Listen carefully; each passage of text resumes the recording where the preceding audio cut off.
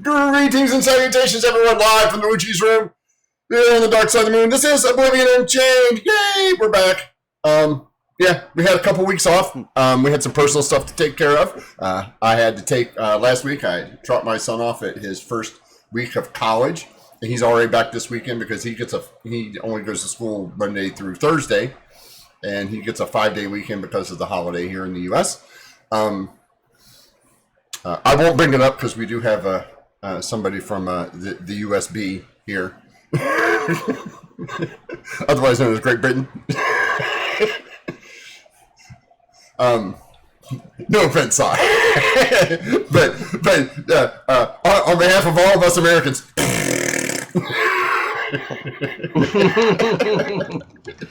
That's all right. Don't worry. I had my, happy treason day. Yeah. Colonials flag flying. Yeah. Ungrateful for colonials. Yeah. It's the USA and the USB, otherwise known as Great Britain. You guys are really handy. Oh, yeah. Hey, listen, we always like you guys. In the last war that we fought against you guys surrendered to us, and you've been working for us ever since, even though you won't admit it. Yeah, totally. I'm just saying, guys. History is history. Yeah, we're going to introduce everybody. We're going to get right started. Manam, lead us off. Hello everyone, this is Manam, this is Muhammad Ibn Salama. I play Josiah, Jorgal, Orient, the Warlord Rogue Triton. Please explain that that's all the same person. You're not playing like 6 different characters. That's all one guy. Oh yeah. Yeah, that is one person. I give you only the 3 main name for him. They're also different name, but I will keep you from all that annoying thing. So I'll just keep the 3 name for it. The main name, Jorgal and Josiah and Orient. Just the 3, Yeah. Don't worry about all the other ones. Yeah. All of them the fake name. So yeah, we won a really, really hard battle last time. Is it just me, or is it only Manam seems frozen for me? No, he's moving. Nope, that's just you. I'll reconnect. 2 seconds. Well, Tom, go ahead and introduce yourself while we're waiting on Sai to jump back in. There we go. And now he's moving again like usual. All good. Want to go? Yeah, go ahead, Tom. So, I am Tom. I play Krankus Greatslayer, the Minotaur Barbarian Fighter. I only have one name because I only need to do one thing. Hi, and I'm Sai. I'm playing Ember Hemlock. I have 1 or 2 names as and when required, but everybody just calls me my lady. No, everybody calls you Mom, the herder of cats. Mom.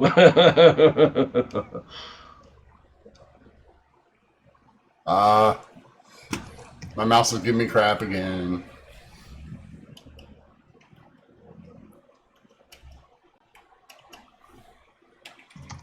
There we go. I'll just do it the old-fashioned way with keys on the keyboard. You guys are actually up here at the Grove. Ta-da! My name is Rick. I'm the Loophole King. I'm the DM today and every day. When we last left our intrepid adventurers, they had just got done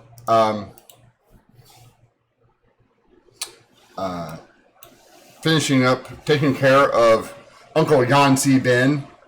Kind of a tough fight.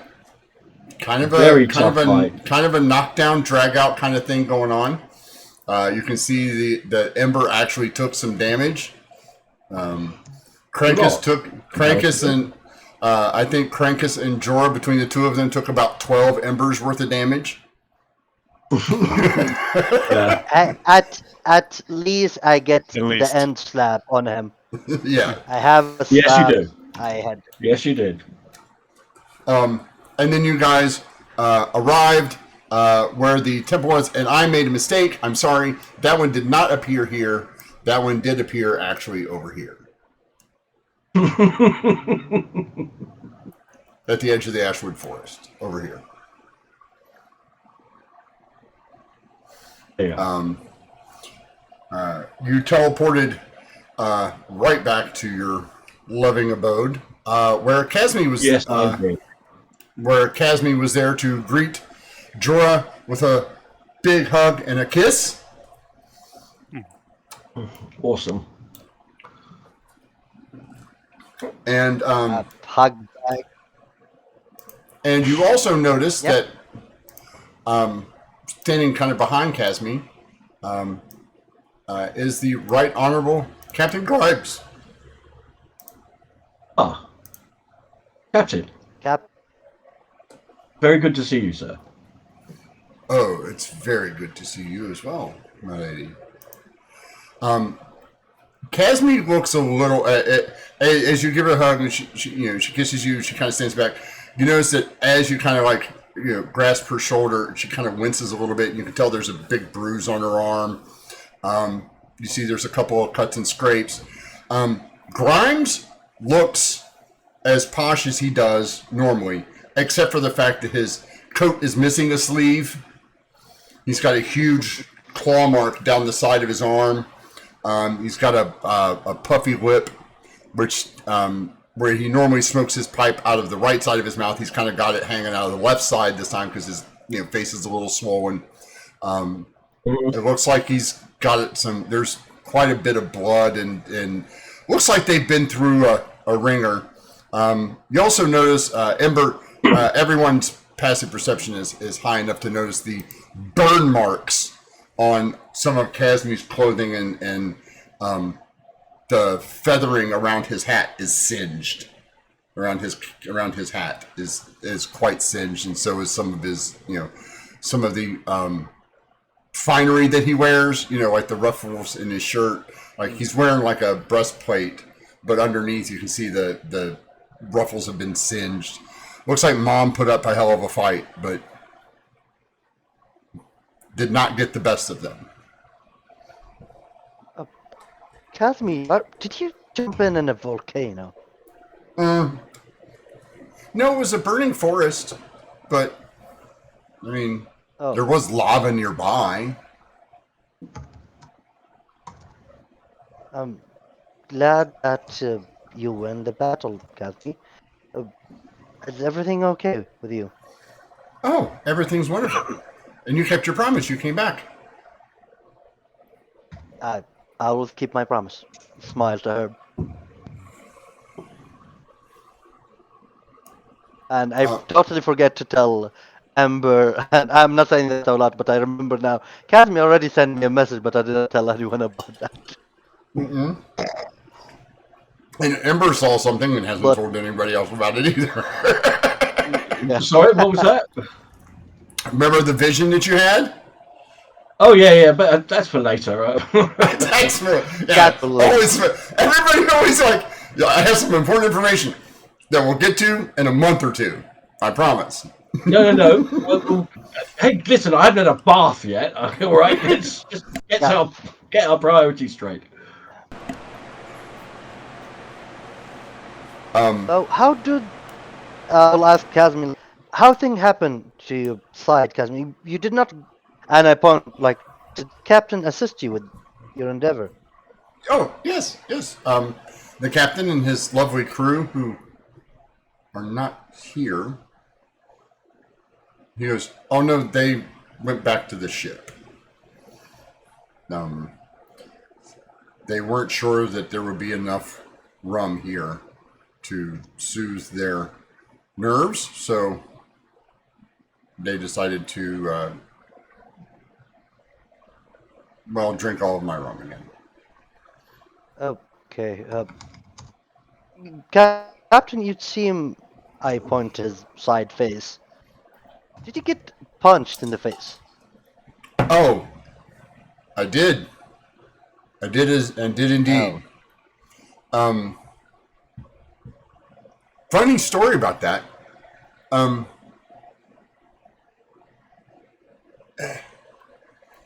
You know how Robin likes practical jokes? Yeah. So, for a while there, everybody but me could hit one of the elementals, and there were quite a few of them, big stone elementals and fire elementals, and there was this big giant thing made out of lava rocks and stuff. It's really. Have you ever seen like a wyvern? A wyvern. I think. Yeah. You mean Yeah. like? Yeah, we've seen wyverns before. Okay. Now imagine a wyvern. Only it has 6 legs and is made out of burning trees. Ah, that's not good. That. Wait. Yeah. Can you topple that? Can you topple that? A snake with 6-head cobra is a former god, and we fought other god after that. Oh. I don't know. I mean, there were all the salamanders. There were a lot of salamanders. Like a lot. I'm just glad you, but especially Kazmi, you were able to succeed. You succeeded, right? Oh, yeah. Excuse me. Casmine's like, oh yes, totally. Your mother was not happy. Had a few choice words, which I won't repeat because they're very, very bad. But yes, she is back where she belongs. And the tower ended up in a weird spot. I didn't know they moved. Which spot did it move to, Casmi? She says it moved over by the Sunless Citadel, right here. Oh, Wow. Okay. From up here. I'm It waiting shunted for down my the coast. Yeah, that's a heck of a trek. Oh, it's not so bad. I mean, luckily we can, there were forests nearby and we just tree traveled, which was easy. There's one more thing.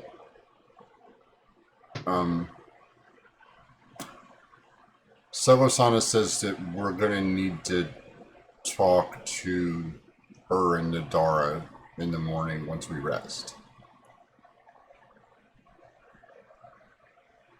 Okay, I'm perfectly happy to have as long a discussion and a chat as they would like, but I really want a bath. Yeah. And I would suspect that everybody else here would probably really enjoy a good rest and relaxation. There are several, as always in your grove, there are several sprites, and that one satyr is still here. He hasn't left yet. Good. Okay, that's cool. He hasn't left. It looks like he's taken up residence at the very edge of your grove, like not in the grove, like right at the very edge. And it looks like he's set up a shop front of some sort. Like one of those like bazaar market things, like with a table and a little awning made out of like a little lean-to with a little thing. And he seems to be. Looks like he has various types of drinks. Some of them are blue, some of them are pink. One of them has purple bubbles that float out of it. You could go over and say hi. There's several dryads that are running around, a couple of sprites. You also notice there's a grove bear here. Oh, really? Cool. Have you ever seen a sun bear? Right. Yes. All right. So imagine one of those, but they have kind of a whitish colored face, and 4 paws.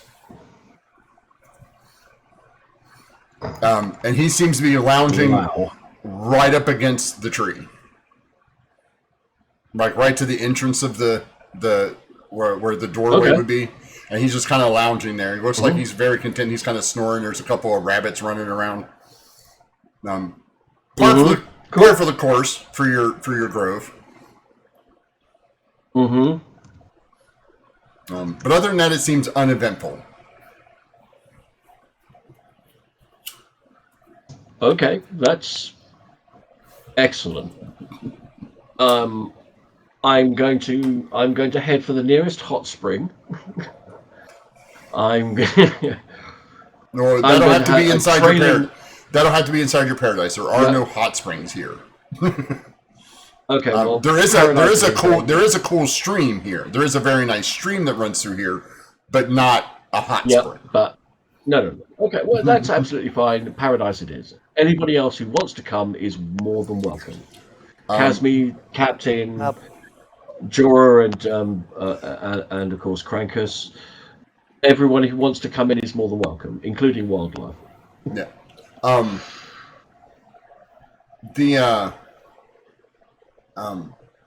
So Casmi is kind of like got her arm locked around Jorah's arm, elbow and elbow kind of thing. She's basically expressing to you that she was worried about you, but she had to put that out of her mind so she could focus on the task, but she was still thinking about you. The Captain, Ember, is being very charming, as always. You're like, if anyone like, oh, I could do with a nice hot bath and some food and maybe a new set of clothes. So like he looks down and he goes, I seem to find myself quite unpresentable. My apologies. No, Captain. You don't look very good at yourself, technically, right? No. I'm sure I don't look at my best. Like, I can't imagine all of us burned, acid, poison. Punched, Flint, because Jorah Flint 3 times in the freaking 80 feet in the air and fall in his face. So, none of us are you guys are all moving real. You guys look like a bunch of stunt performers crawling out of a Michael Bay film, right? and literally, I will turn round to the captain and say, if you speak to one of the servants, they will direct you to exactly what you want. Ask whatever food you want. They will deliver it to you. I would suggest asking for one of the private baths and a steady supply of hot water. That's what I'm going to be doing. Yeah. Unfortunately, I can't help you with the clothes here in my paradise. But as soon as we leave the grove and get back to civilization, I assure you, we'll do something about that for you. You don't have the mending spell. Which would fix a lot of it. Do I look like I'm the sort of person who is likely to have a mending spell? Well, to be fair, yes, because anytime your boot heel comes off, you can just go wink and put it back on. Yeah, I know. Without having to buy new. In fact, he's lucky. In fact, he's lucky. I do have a mending spell. Does he? Oh, you do have mending. So yeah, you can fix. You can literally spend like 15, 20 minutes. If you're going to help everybody, take about 15, 20 minutes to just fix because it affects a foot. So it's not, once all the clothes are laid out, you can just go, okay, wink, wink, wink, wink, wink, wink, wink. All right, everybody gets into the paradise. I'm going to be AFK for 2 minutes. Speak amongst yourselves. All right. Everything in the paradise goes as expected. Crankus. Yeah. As you go to enter, the bear kind of comes up to you and kind of does that thing where, like cats do, kind of rubs up against you a little bit, except that he's at like your hip instead of your ankle. And he kind of looks up at you like, "You gonna take me in?" She invited everybody. Like he kind of looks at you, looks at the door, looks at you, looks at the door. Like I said, Crankus is going to go over to the stream and lay in the stream for a while. He's not going into paradise. And then he'll after a while, he'll shake off like a dog and just sack out under a tree. Then the bear joins you. The bear catches some fish and brings it over to you, and drops it on the shore right next to you. Don't say much, just nod, and I'll eat it. Whatever you like. What's that? I said that you can have whatever you like. No, I'm not. I didn't go into paradise. I just went to the stream. Oh right. Oh, okay. Fair enough. Yeah. The bear is following him around like a dog at the moment. Oh, cool. Crankus is going to go to sleep. Doesn't care. The bear kind of curls up next to you and sleep. After he eats, if you don't eat any of the fish, the bear will kind of wait for a couple minutes. If you don't eat any of it, he'll start eating it. All right. That's fine. He doesn't. This is just Crankus' life. He knows. You guys are in your paradise. Is there any conversation you would like to have? Otherwise, we can kind of fade to black. The captain does spend some time chatting with you, Ember. I mean, it's good to have someone who can have that back and forth with you. Yeah. I'll do that. I'll do that about an hour and a half after I've been there because I'm going to be in that bath for at least. Oh yeah, he's you come out and he is just barely dry at this point. Perfect. Without his hat and his stuff on, where he's just got his light shirt on, you can tell that his hair is much longer than he keeps it in the hat. It kind of drapes down. Almost Keanu Reeves style down to his shoulders. Oh yeah. With shocks of gray in it. He is a fairly well physiqued gentleman. Even though his it belies his size. He does seem quite powerful. Like those guys that are lithe, but when they move, you can kind of see the corded muscles a little bit. Casmi immediately enters the paradise, grabs your hand and runs towards the water, and as you're running towards the water, she lets go of your hand and immediately starts disrobing as fast as possible. Leaving a string of armor. Yeah, leaving strings of little pieces of armor and clothing towards the shore of the beach there that's always there for you. And dives in and is waiting for you to come in. Yeah, I'm not wasting time. Both of us having line of clothes while we're running to the beach. And I think while she holding me, I believe she see a lot of bruise of me falling freaking 80 feet to the ground. So she knows that between her and Ember, you will be fine. You're here. You're safe. Those bruises are temporary, right? Yeah. And she's more wanting to get into the water, right? She seems a little parched. You seem a little parched. You haven't been fully submerged for almost a week now. I want clean, awesome water, not that weirdly oily water that I don't throw up there. Yeah. When I come to the water. This is the paradise. This is pure, clean salt water. Yeah. The good stuff. It sting a little, but I love it. And down there, yeah. Yeah. So you and Casmi are frolicking naked under the water. Ember is having a nice tea and a tete-a-tete with Captain Grimes.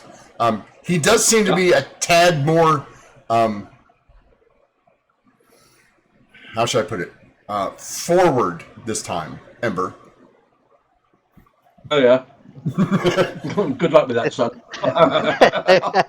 Give him a hard time. Oh, no. I mean, he's still being a gentleman, but he is kind of hinting at the fact that, I know what he's hinting at, and I'm going to suddenly leave him on an evening, and then I'm going to send him off to his bed.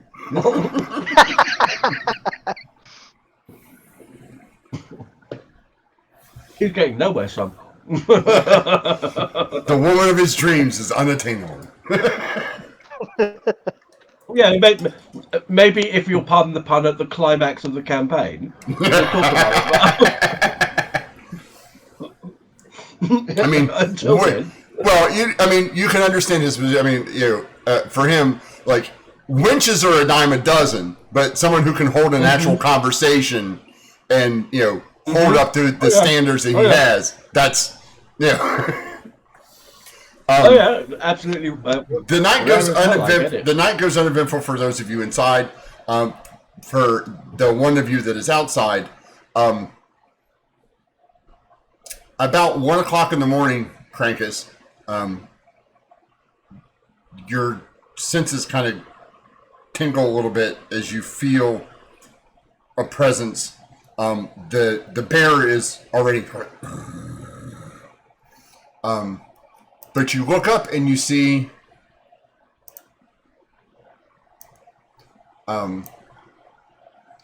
Berenga by herself in the grove. She kind of walks into the grove. You see her and she's just inside the grove, probably about 50, 60 feet. It looks like she just appeared not a couple moments ago, and she looks around and goes, oh, Great Slayer. Where is this exactly? The Grove. Don't worry. That's not. Okay, the Grove. No. Not a destination. No, he's right. He's right. It is the Grove. The Grove. Yeah, to a dwarf, to the dwarf, it's more wood, right? It's outside and it's wood, right? I get it, but it's still the Grove. Right. To her, it's like, okay, he's the not grove wrong. of what? the grove of what? Ember's Grove. The Druid's Grove. Oh, okay. Yeah, Do you happen to know where I believe the official title nowadays is the Grove of the Goddess. Yeah. The Grove of the Goddess, No, that refers, of course, to Nadara. That in You're no not way there. reflects upon me whatsoever. You're not there. You're not there. You're not there. So do you know where Ember is? Inside her paradise, probably bubble bathing it up. At what time is this? About 1 o'clock in the morning. Okay, well, in which case, relatively early. I say early in the morning, but sort of 9 or 10 in the morning, we would decant from the paradise. Right. But Krankus can enter the paradise. Yes. Yes, I can. Yeah. Right. Yeah. No. Absolutely, he can enter. Are you waiting for her out here? Where's everyone else? Are they okay? Did things go well? Things went fine. We killed everything, put it back in the orb. We're back here. All good. So everybody is in this paradise but you. Well, Leon's not. He's out. He's out there still somewhere. There's the people that are here. Trust. Claxon. It is. Claxon is out there somewhere. But we're here. Right. Oh, I mean, okay. So the people that are still here are inside there. Can you go in there? Can I go in there? I think she invited everybody. Why? You need help getting in there? Do I need to throw you in? Well, no. No. Could you lead me in? Sure. I lead her in and I go back to my spot. So Krankus, you go into the paradise. She attempts to go in and can't get in because she was not named when the spell was cast. Ember would have. I didn't know she was coming, so I didn't invite her. I forgot about this. This is why you call first. Well, You're not there. You don't know. She would have called had she known. You gotta wait till they decamp. Pull, dig a hole, take a nap, whatever it is you want to do. I'm going back to bed. Okay. Enough. Why? What's up, Frank? You said morning, but it's sort of. It's like 1 in the morning, like 1, 2. Yeah. She right. wanders over. You see her wander over to where the satyr's selling stuff. You see her buy a couple of flasks of something. Sits down next to the one set of rocks that are still here. Yep. I like a few rocks around. Yeah, well, the big rock, one a couple of big rocks that are right at the edge. Makes herself at home. No, we like. We like rocks and plants, but we like rocks too. Rocks are good. About 2 hours later, Krankus, same thing happens. And you see this person. Mm-hmm. We're looking on the map. Oh shit! Oh, A dragonborn, kind of appears and goes, "There, this is interesting. Appears to be a druid's grove. Means the satyr's not out of place. Dwarf seems a little weird here. That bear is kind of big, and what the hell are you?" I'm going to assume you're allowed to be here, otherwise the druid would have slaughtered you already. Therefore, you must be a friend. So, I'm going to tell you that I'm also a friend. And you are? Oh, Bernard Gazat. Supreme Sorcerer of Krakadon. Yes, I'm Krankus, Lord of the Animals, whatever. Can I just sleep? Denver will be out in a few hours. It's been a long day. Days. It's been a while. You absolutely, positively do not want to disturb her sleep. The dwarf is awake, and he looks and goes, "Madam Dwarf, would you care to stay inside a much nicer place?"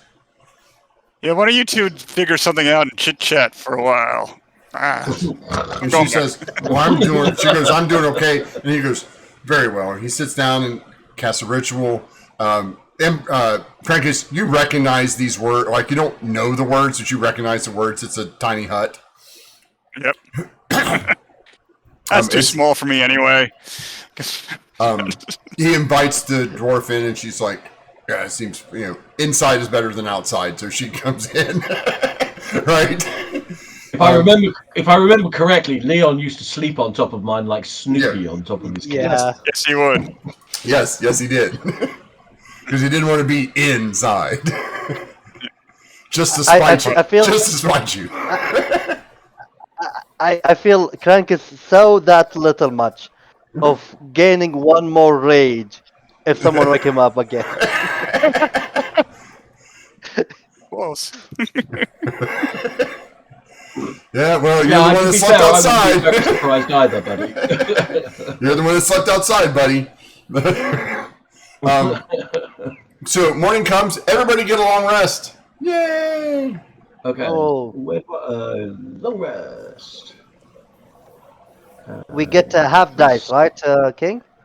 Yes, half your hit dice back. You should just cook long rest and it should give them back. I gave mine back. Mine came back. Like half mine came back. Well, you get half the number of dice back that you use. No, it's half of your max, actually. Is it half your max? Okay, yes. Fair enough. Cranky, you're still missing 36 hit points, buddy. What's up with that? Mine shows full. When I look at my sheet, it says 161 out of 161. It says 161 out of 197. 187. Says your max at 197. Oh, that was from the aid spell. Yeah, I was gonna say that was the additional. Yeah, you'll I have only to- have 161. Yeah. I'm no They longer gave me- exhausted. Oh, sorry. They go give me ahead. a temp. Something is. Yeah, I don't have that. Effects. Yeah, Hit point increase, tough, fast movement bonus AC, alert, dex bonus, brutal critical, saving throw bonus, help to the Great Wolf. No, I don't see anything that's changed it to one. I don't know why. Can you put your max at 161?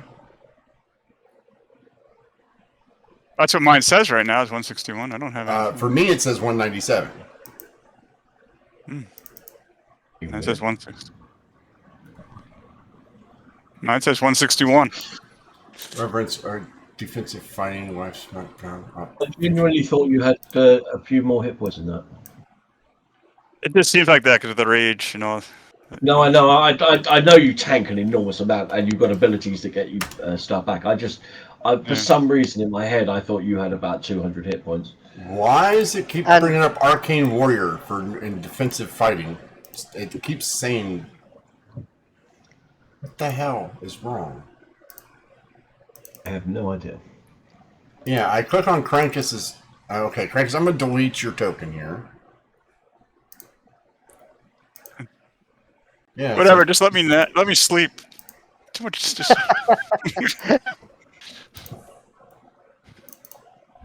I no longer have my boots. I need a new boot. I need to buy a new boots. I can assure you that it is part of Emma's plan is to go somewhere near civilization that new clothes can be bought. Yeah, and I need to buy more potions. Question, King, do I regain my full movement? Yeah. See, now it's saying that you're down 36 hit points as well. What the hell? Let me refresh this real quick. Something is not. Now I have 36 for some reason. I know. That's what I'm saying. Like, it seems odd to me. Like, it did it for Krankus and then it did it to you. Like, there's some kind of effect that's going on. Something is wrong and I don't know what it is. But that's the least of our worries. If it doesn't fix with the reload, I don't care. We'll fix it in post. That's the plan. Yeah. Oh, I see what the problem is. Our version of D&D is too high.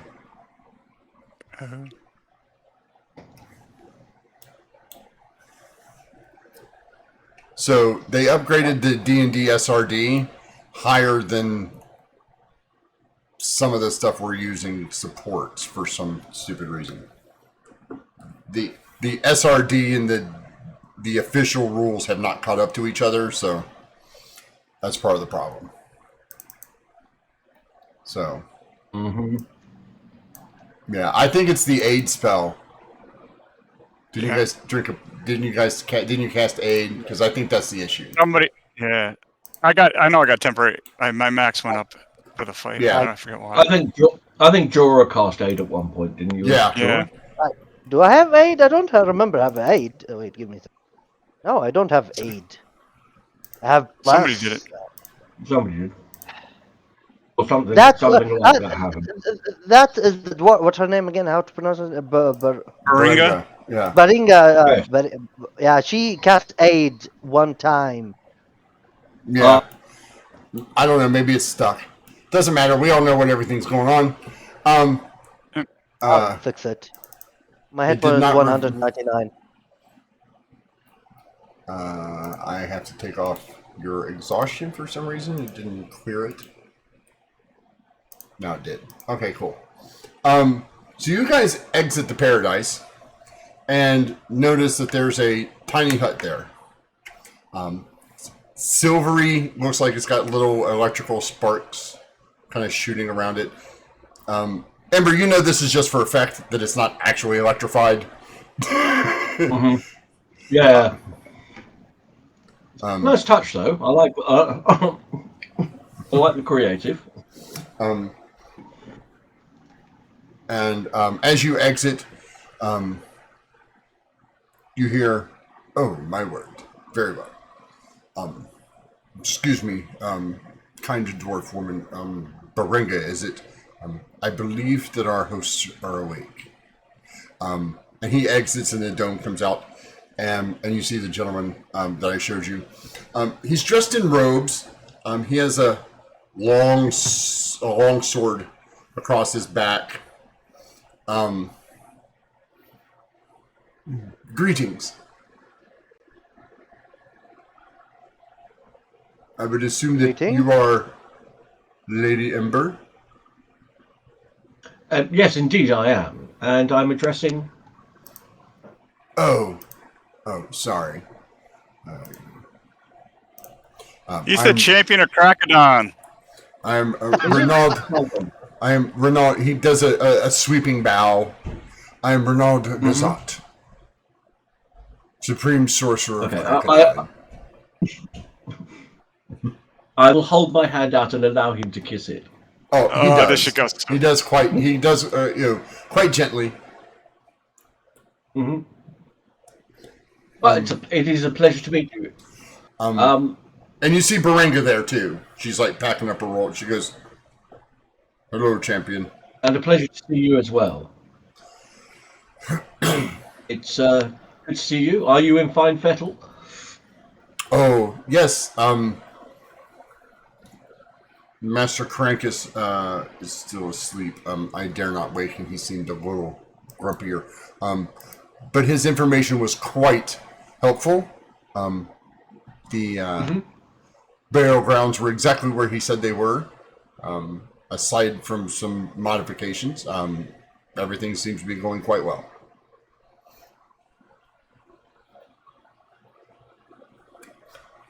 Although I'm a little confused. Renaud says, "As am I. This is not the destination that I chose when I teleported."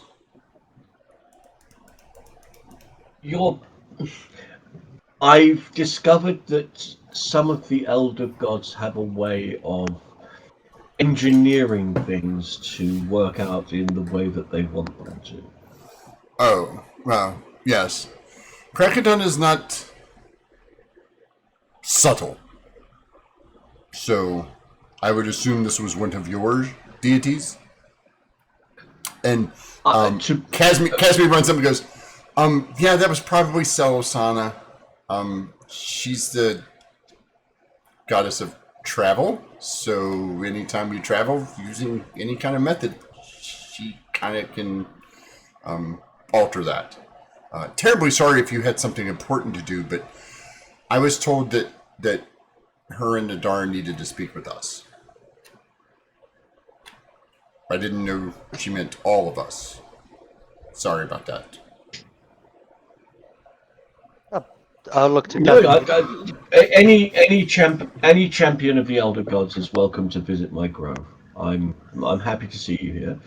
I'm a little bit confused as to why we're potentially all gathered together, but I have been told that we're meant to be speaking with Selosana and my lady Nadara today. Well, this morning, in fact. I would suggest that that's probably when we're going to be filled in with the details. And seeing most of the champions is here, I think there are good reason for I will look to Cadme for goddess to brought us all of us here at once. So you don't have to be sorry, Casmi. Oh, I know, but it's... I know she's a goddess, but sometimes it's rude to keep people from doing what they were trying to do. Like, what if they wanted to go see their families? Well, trying to save. Oh, you have a point, Dad. He will not try to argue with Casmi. He will smile to her. Casmi is not wearing any clothes, as usual. Oh God. Yeah, I'm putting like a rope. I'm like she holding. like you're trying to cover her up, and she keeps squirming. She's like, "Stop." We're in the grove. It's fine. Um, Nobody seems upset about it but you. Like you were He's the jealous one. So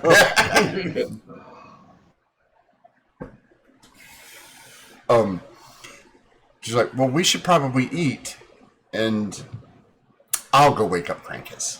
He needs to eat too. She walks over. I'll She goes over to Crankus. Crankus, you feel a little tap. Oh, who's here now? Oh, Crankus. Morning. Crankus. yeah. My big fluffy. It's time to get up and eat breakfast. Everybody's here. All right, I can eat. Let's go. Okay. Food. I will distribute good berries to everybody that wants them. Really? This is breakfast. And they can eat whatever else they can find in the grove that they want. Well, to as you go to cast, you get ready to cast good berry, and now you got me forgetting her name. Nadara. Baringa. Baringa says, Oh, Baringa. I've got this. And you see her, she starts casting a spell, and a huge breakfast feast just appears, laid out on like a nice picnic blanket in front of her. That's more like it, Ember. Hero's That's more Feast. like it, Ember. Hero's Feast is a great spell. No little berry. That's Yeah, there, Crankus, there's meat. Excuse me, I have a figure to maintain. Do you mind? so do I. Yeah. So do I. Yeah. And this figure protects that figure. No, you carry on. Literally. Son. I'm not. I am in no way. I'm in no way trying to prevent you. There are all kinds of. You get stuck with my yeah, yeah. There's all kinds of baked goods, sweets, pork and meat, and your fresh eggs and things like that, all laid out. Also with some juice and water and 3 kinds of milk. Cow milk, goat milk, and Roth milk. For those of you that like the deep, underdark kind of stuff, which is what she's drinking.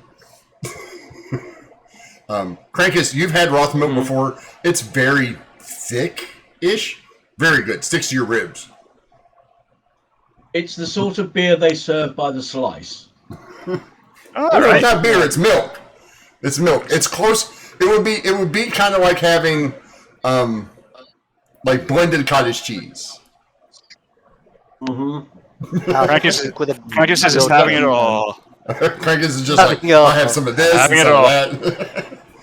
Yeah, the omnivore Crankus is just having, I'll taste some of that and some of that and some of that.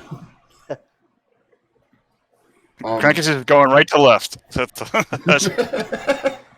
Like a buffet. Except Crankus isn't putting it on a plate, he's just shoving it in his mouth. It's like one of these.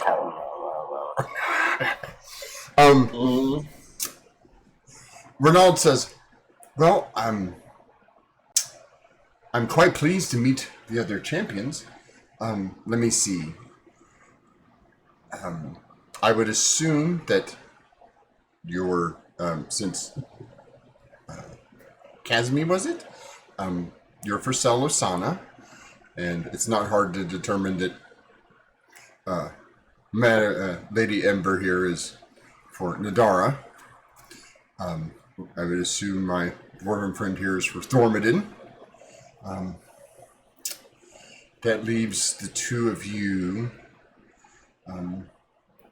For you, I would guess, and he points at Jorah. Robin? so close, but no. No? I point to the our. Yeah. Did he fix his clothes? Yeah, Captain Grimes is like, he just kind of raises his hand. He does have he's got a sweet tart like half in his mouth, like he's like taking a bite out of it, and just kind of raises his hand, not to be rude. He just like puts his finger up in the air. oh, terribly sorry. And which god are you the champion of? Life and death. Ah, Sandra, come Don- on, be Dondra. Sandra, whatever her name is. Come on, let's get through the introductions. I literally said that death and life. Is she only the person that? He's holding got the life of the- 28 names. We'll be here all day if we go through all of them. Let's go. And that would leave Morrigan for you, right? It points at Krankus.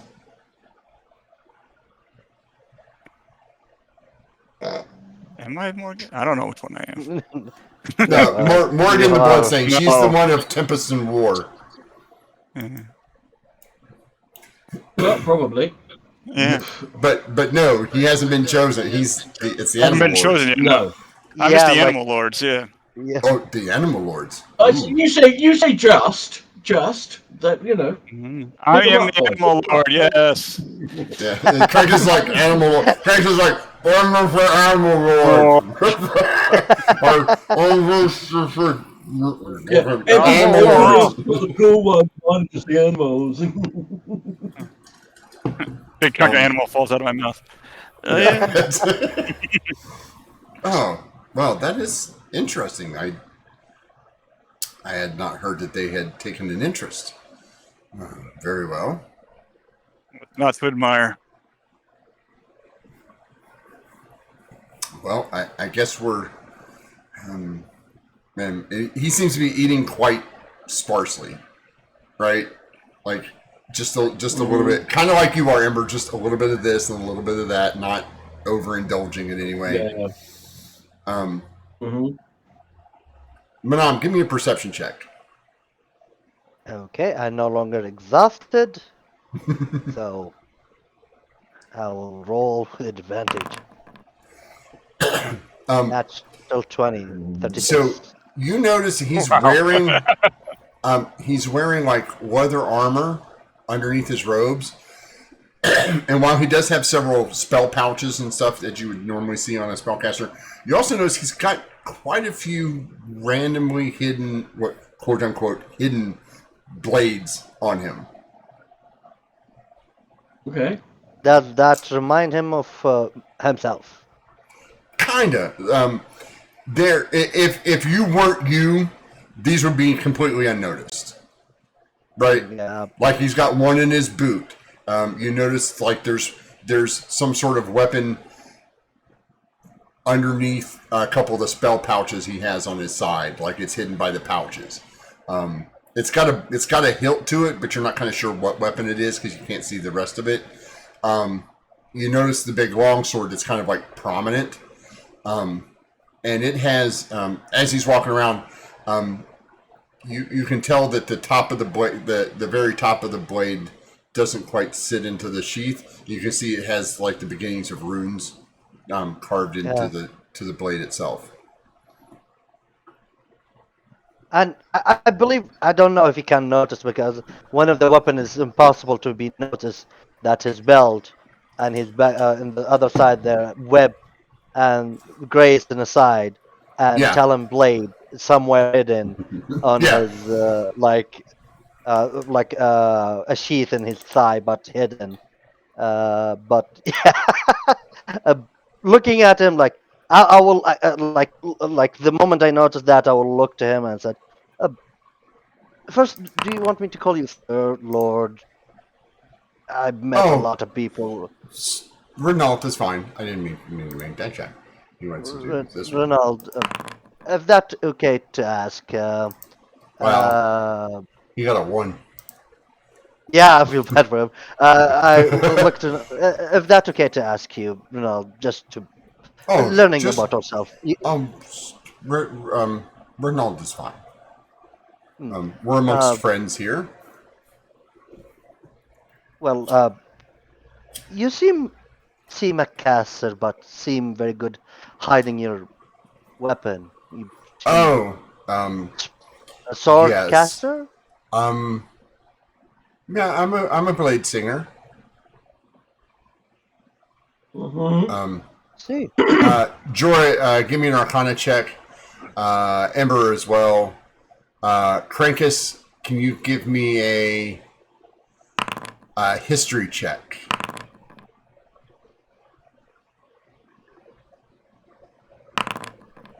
Right.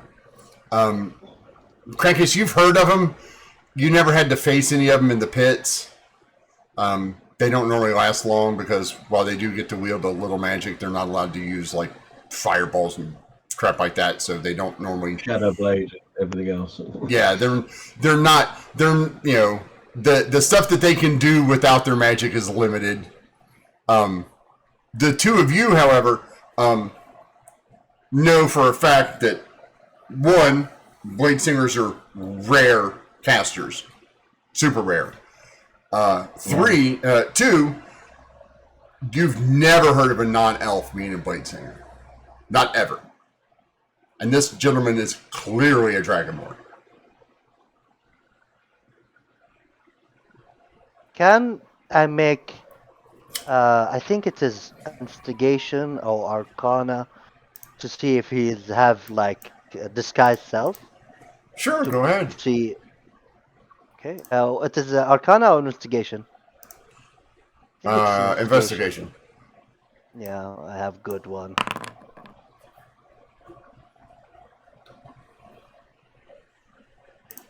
I cannot roll below 27. Yeah. He is not under any kind of disguise or anything like that.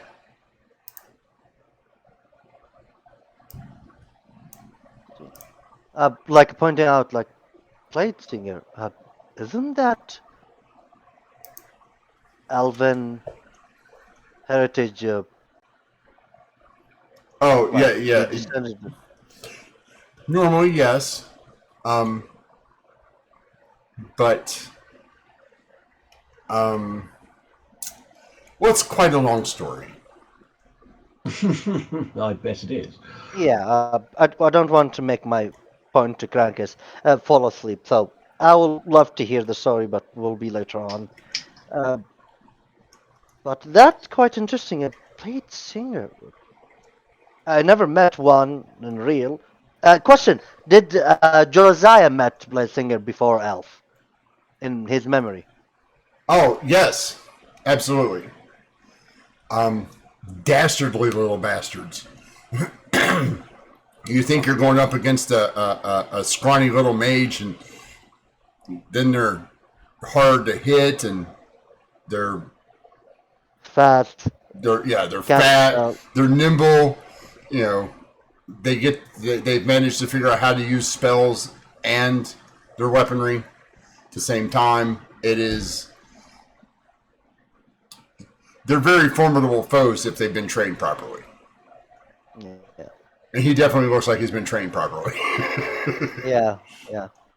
Like to him, and like immediately Joragal and his putting a small tactic battle against him. That this guy is really hard to hit, but he's sure the moment he hit him, he will literally hurt him a lot.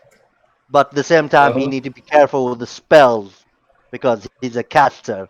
So it will be more of battle of wits between two caster. One of them really good proficient in caster, but the other Yeah. one good in martial art. That will be Joragal. So like immediately, like Well, he put that battle. you know that they're very capable martial fighters.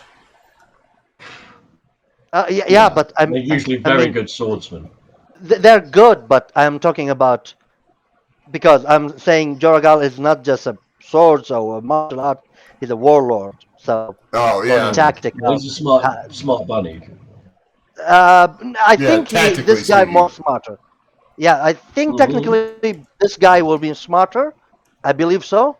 But I mean, as a tactic point, Joragal maybe will take the advantage, but he will like putting a lot of thing in his mind. But he seemed very interesting in this. Ronald. This is how to pronounce his name, Ronald. Yeah. Interesting in Ronald and this Dragonborn, but he will ask him. So, did you been tasked to take care of one of her auntie or cousins? Not cousins, sorry, auntie or uncles. You mean one of the elementals? Yes. My companions and I dispatched the elemental locust.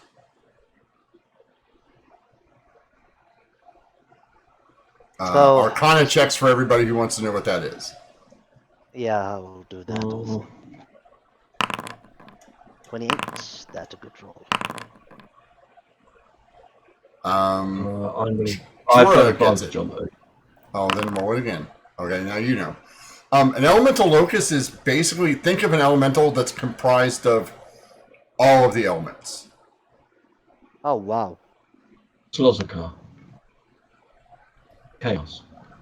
No, this is if you took the elemental energy of all 5 of your relatives and turned it into an elemental, right? Like one of the, like you took a fire elemental and a water elemental, a lightning elemental, all of that, and kind of jammed them in and Give me made a this second, like sorry.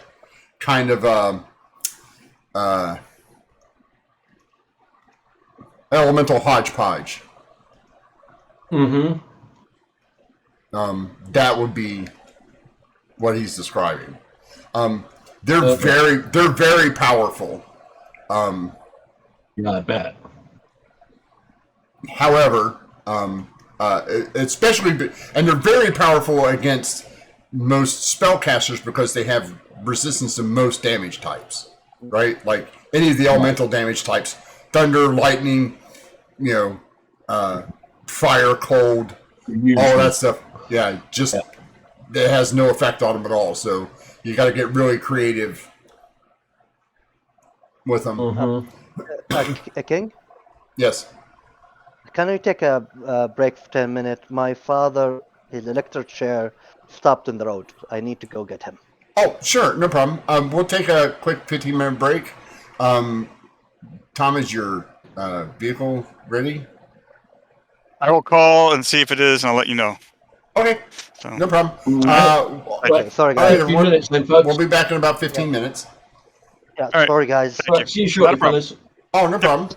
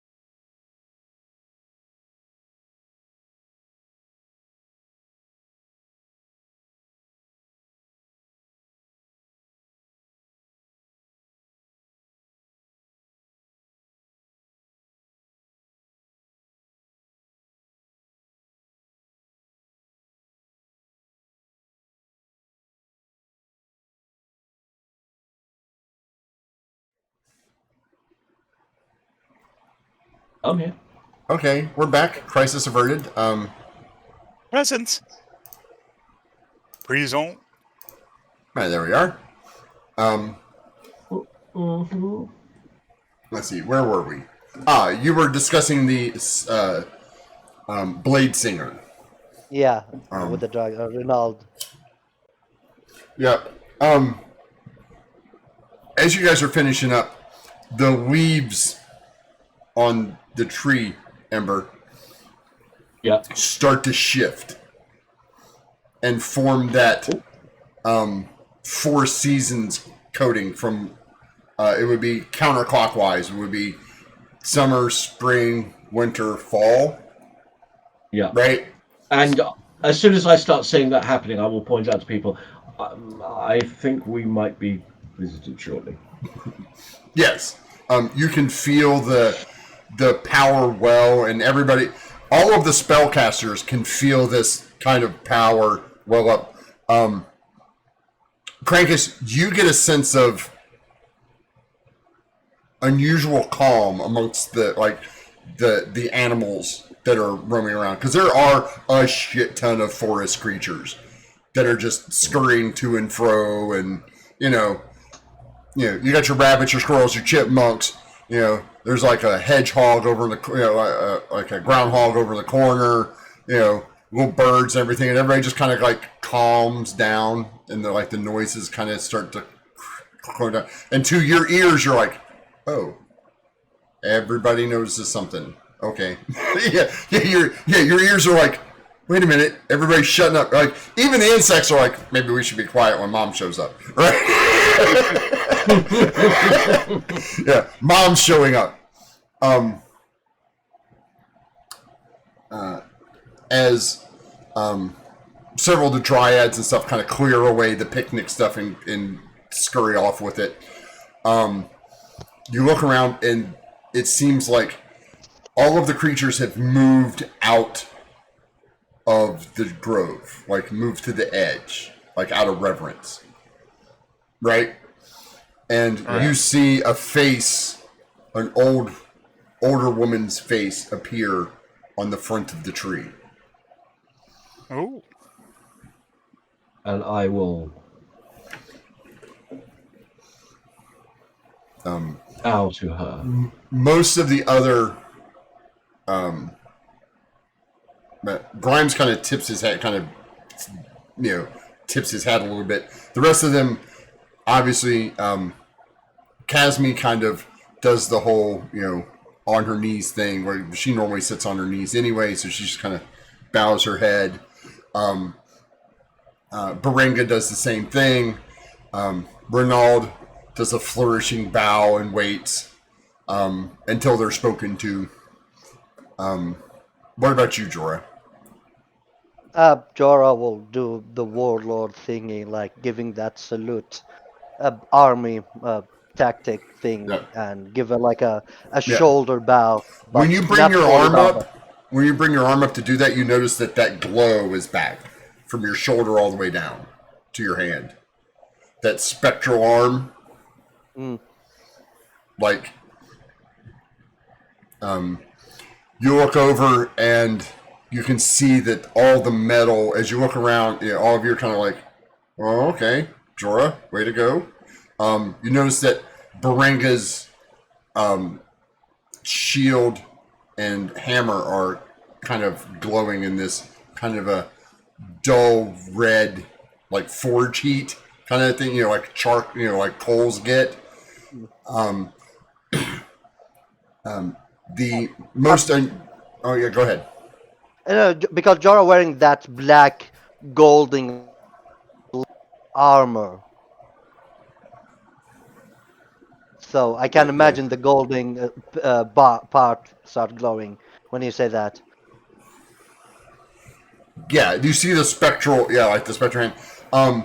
The most unusual is your new friend Renald, who quite literally looks like he's being tased.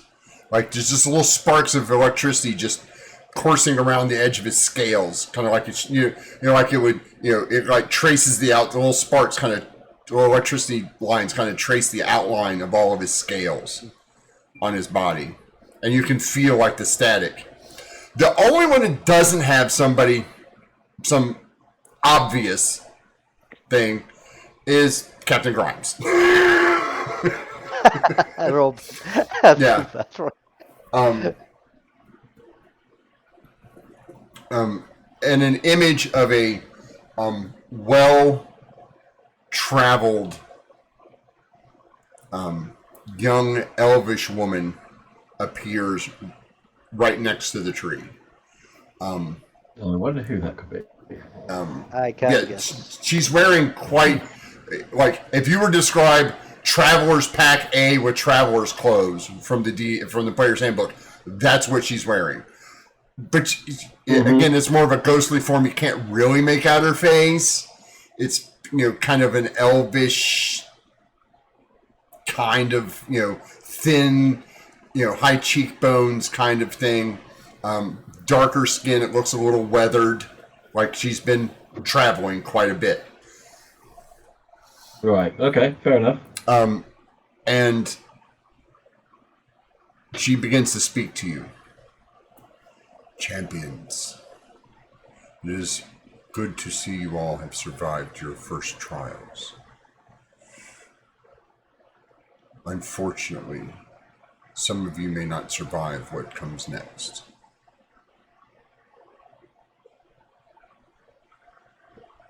The dragon, the demon, the wizard, the conclave, and Typhon. They must be removed from the board permanently.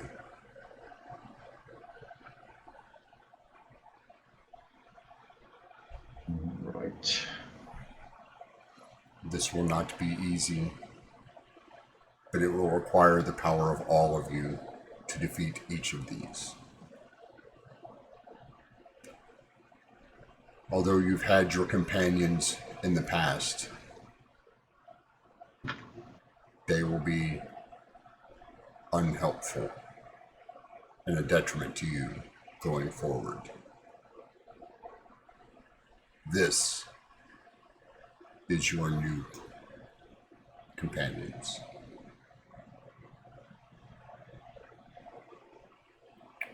We cannot tarry long here, but we can give you one piece of advice. The demon must fall first. Right. The mage will Okay. The mage will most definitely know what is happening once you begin. So make your plans. Choose carefully your targets. And begin. And she starts to she kind of like steps back, kind of fades a little bit, but not completely. The tree speaks. We are saving our strength for the final battle with Typhon and his creatures. From here on out, you will have but one blessing amongst you. Choose wisely. Daughter, step forward.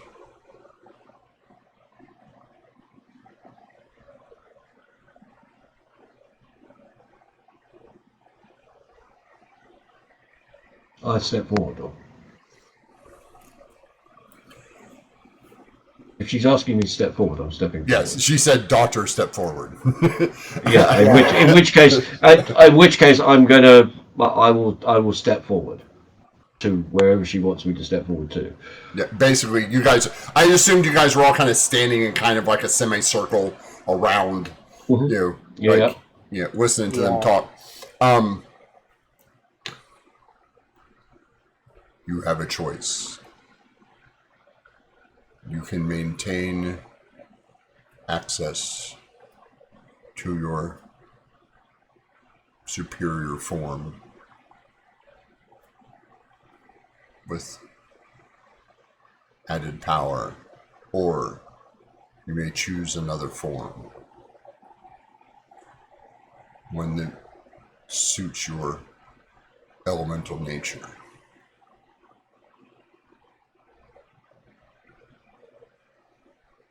I await your answer. You have till sunset.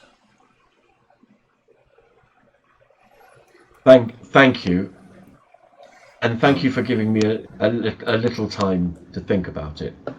I will have an answer with you answer for you very shortly.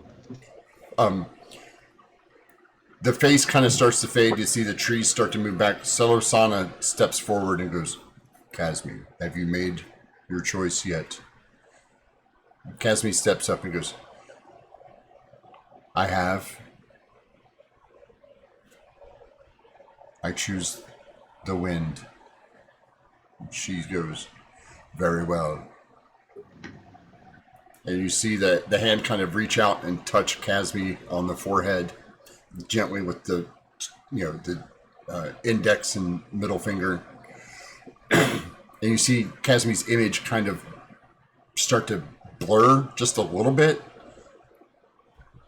And then she kind of refocuses a little bit, and you see Selosana kind of, she takes another step back and this time kind of fades away.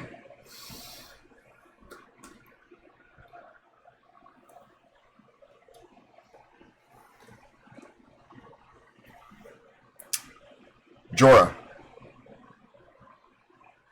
Yes. You hear in your mind, and you can feel your arm pulsing. Your choice is life or death. Choose one that you serve above the other.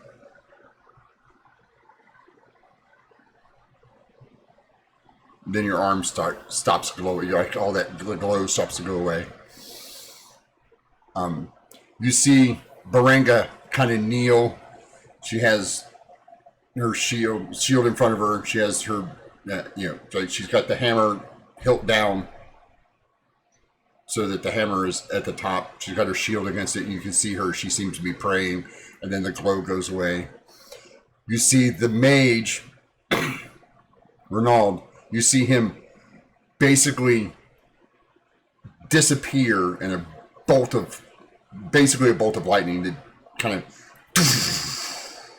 Then he reappears, and you notice that while he did have small, little vestigial wings, you now see these large, almost the same size as your magical wings, Krankus, and they're just electric. It's just, if you were to make electricity wings, and he goes, that was easy. Krankus. Krankus disappears. Oh God. Krankus, you find yourself. Krankus, you find yourself in front of the council again. All right. I get Beastie Boys. yes. It's sabotage. While we are not as powerful as the old gods, we do amongst us have quite a bit left in reserve. We can only offer you what we have. I honorably take it, whatever you can give, and I will use it Do you proudly. wish? What is? Your choices are quite simple. Power or fury.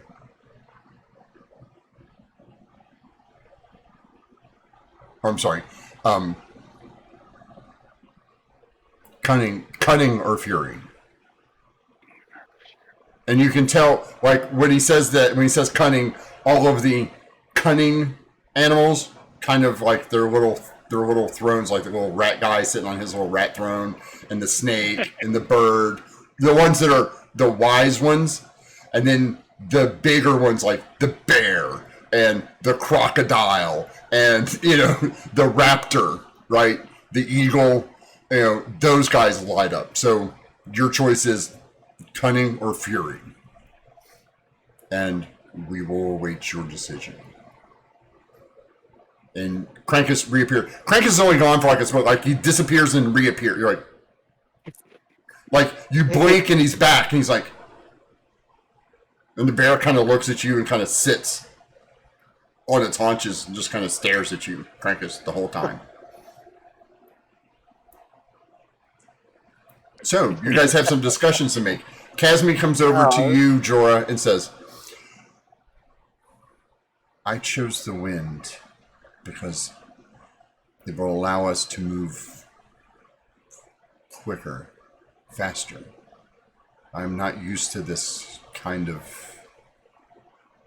travel, but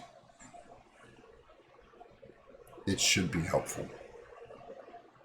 And you can see that she's kind of got that, like just a little shimmer.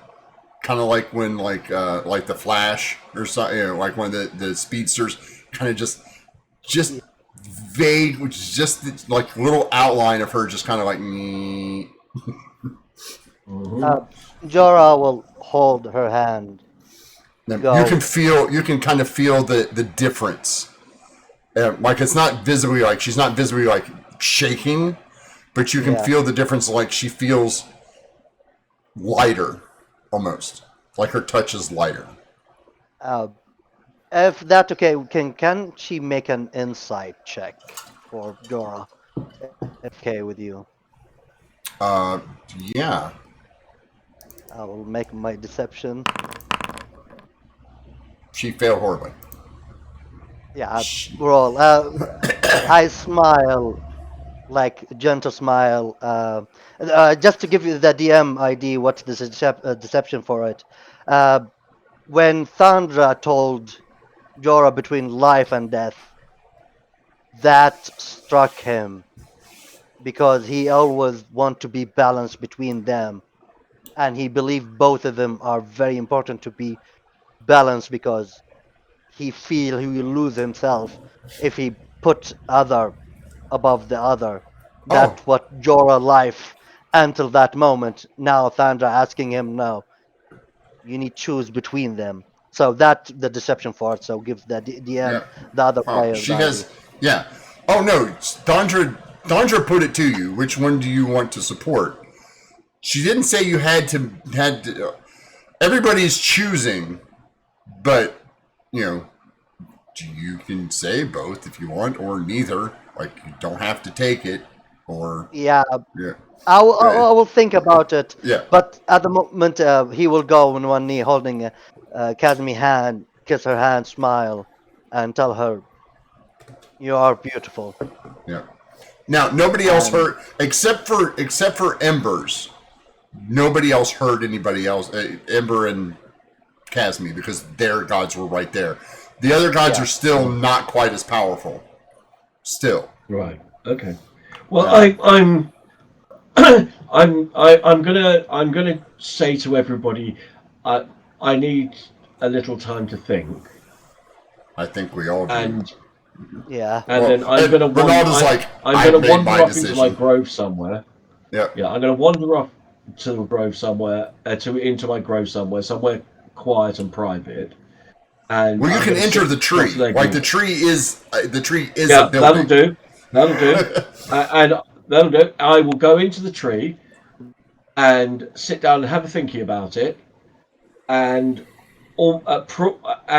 after about 45 minutes of consideration and thought, I'm going to choose the enhanced form of Nadar rather than the elemental form. And the reason I'm going to do it is because I want to be closer to Naradara rather than closer to my mother. And going down the elemental path takes me closer to that path. Well, are you going to ask any questions? Like, she didn't say you couldn't ask any questions. I want to be clear.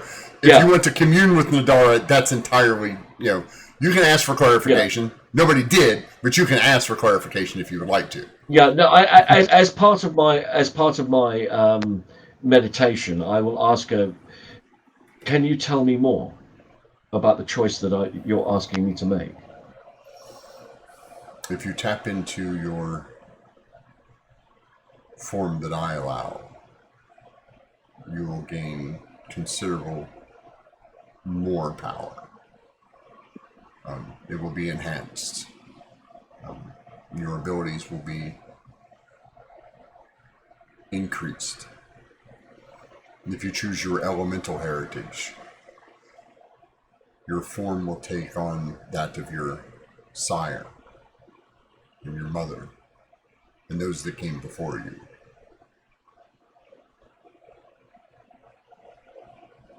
There will be a combination.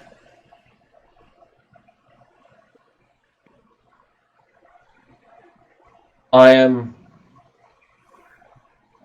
am concerned that tapping into my more elemental nature will bring forth parts of my personality that I would best prefer kept under control. Oh, no. Fear not, my child. That is not the case. This is pure, unfettered elemental power. Not corrupted by those who wish to use it for means other than nature itself. Then your mom, so you get the understanding. Your mom was completely pure fire for chaos, fire for fire, the chaotic version of fire, where it's just burn to be burning. Whereas Nadara's fire. Fire is needed in forest. Burn down some of the old stuff. New stuff grows. That kind of stuff. That is what she's. That's the sense that you're getting of it.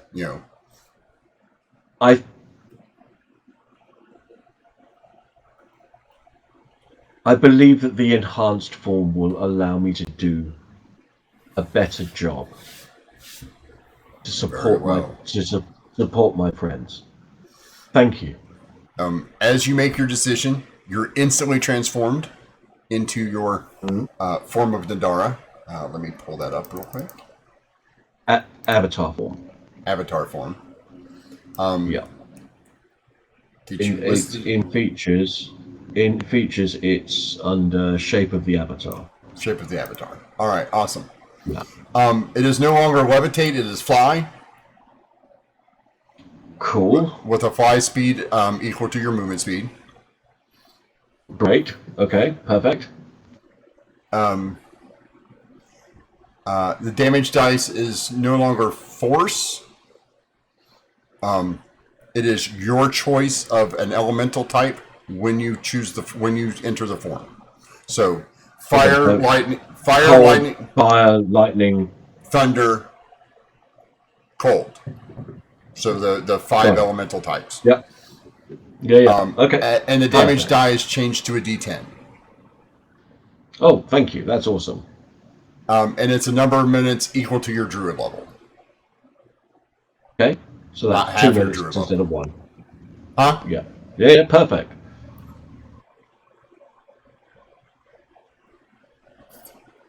And that's your change. So yeah, that's great. That's absolutely So make those notes. I'm not going to change your character sheet. Make those notes on your sheet of paper or whatever. Yeah. I've got that. Okay, so she's down. No. That's absolutely brilliant. I'm really happy with that. Yeah. Well, I spent 2 weeks on this stuff, so.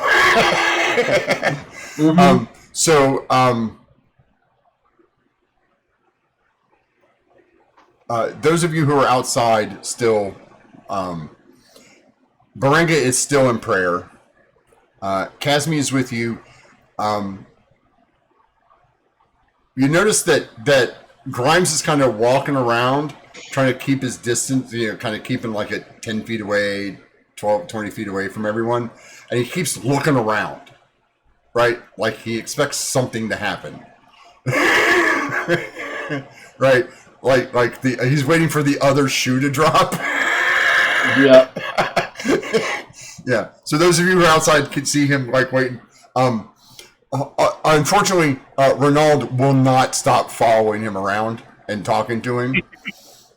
Awesome. Because he's very curious Awesome. about this god who is very elusive, right? Not spoken of. Yeah. Krakus, what are you doing? So Krankus basically took a knee and put his head to his hammer and was thinking, and basically what his thought process was, on his own, he thinks cunning is, like, he would think that the cunning would be better for him personally. But if you looked around the group, he's like, but that's not my role in the group. Because that's like, and he won't ever admit it out loud. But he goes, that's Jorah's role, right? He's the cunning. In this group, that's his role. Once again, he's never going to say anything to him about it. So he feels that in his role, he is the upfront, and he's got to be. So it is Fury is where he needs to go, and it's not, it's kind of for the good of the group kind of idea. So that's the path he is taking. So is that the choice you're making? Yes, Fury. All right. So you are summoned once again in front of the council. All right, and he basically goes. Mm-hmm. He basically says to them, he goes to the rats, the snakes. He basically says, I do not undervalue cunning, but I do feel what my role, basically with this group and this thing, that is not the path for me. Even though if I was if it was on my own, that would be what I would take. But for this group, I must choose Fury. For the group I find myself with. So that's The rat kind of nods. The ibis that is sitting there looks at you and says, "That is very well thought out. Not choosing for personal gain, but choosing for yourself, but choosing for the greater good. Very well. Your choice has been made." And all of the predators, like the alpha predators, right? The wolf, the bear, the eagle, all of those individually get up. They walk over. They touch you, and as the last one does, I'm getting a little reverb. It will be right back. Sorry. Yep. As the last one does, Krankus, buddy. The roll to make a wisdom save to rage is gone. The curse has been lifted. Yay. In addition,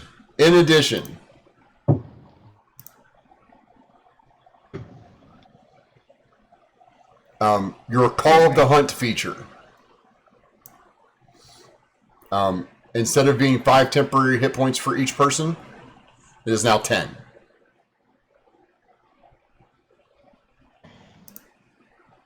Nice. Also, you have how many rages per day? 4?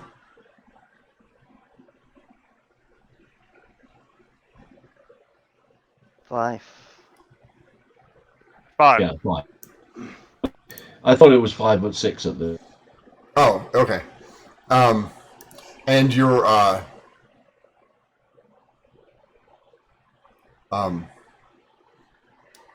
relentless rage,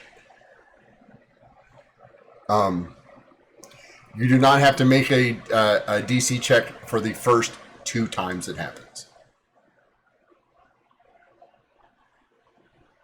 The DC is 0 for the first 2 attempts.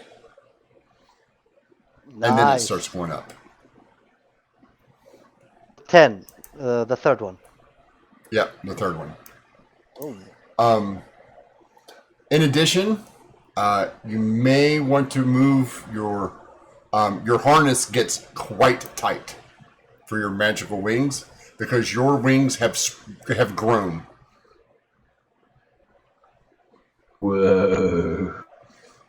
You now have a fly speed equal to your movement speed. It can support your weight.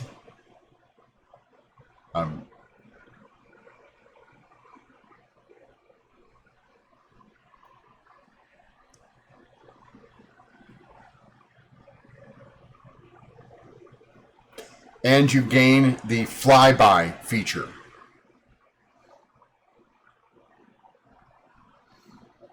Which, for those of you who are not familiar with that, That is awesome, dude. Flyby means that you can make an attack while you're flying and do not incur attacks of opportunity while doing so.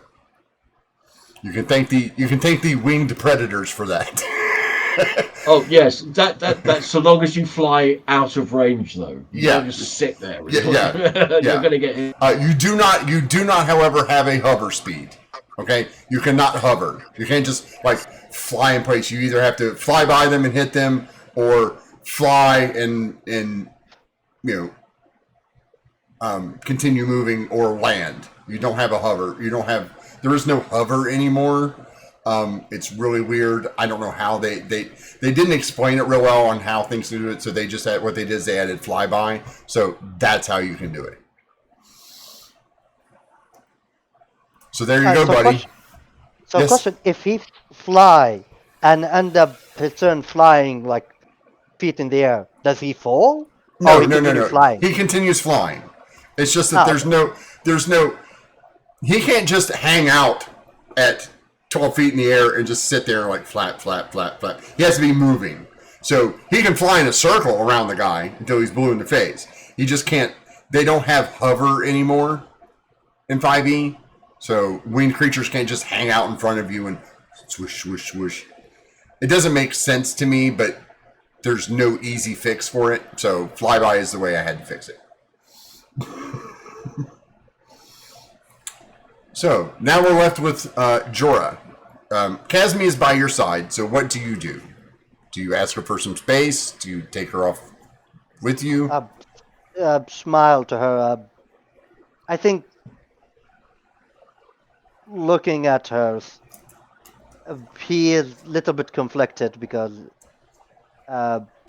he wants to tell her. At the same time, this thing should be a personal choice because it's not just about it's about him and what happened to the future, and especially with her. So he's a little bit conflicted, and will look at her before he made any choice and ask her, Kazmi, you made the choice if you want. Accept me wherever I choose.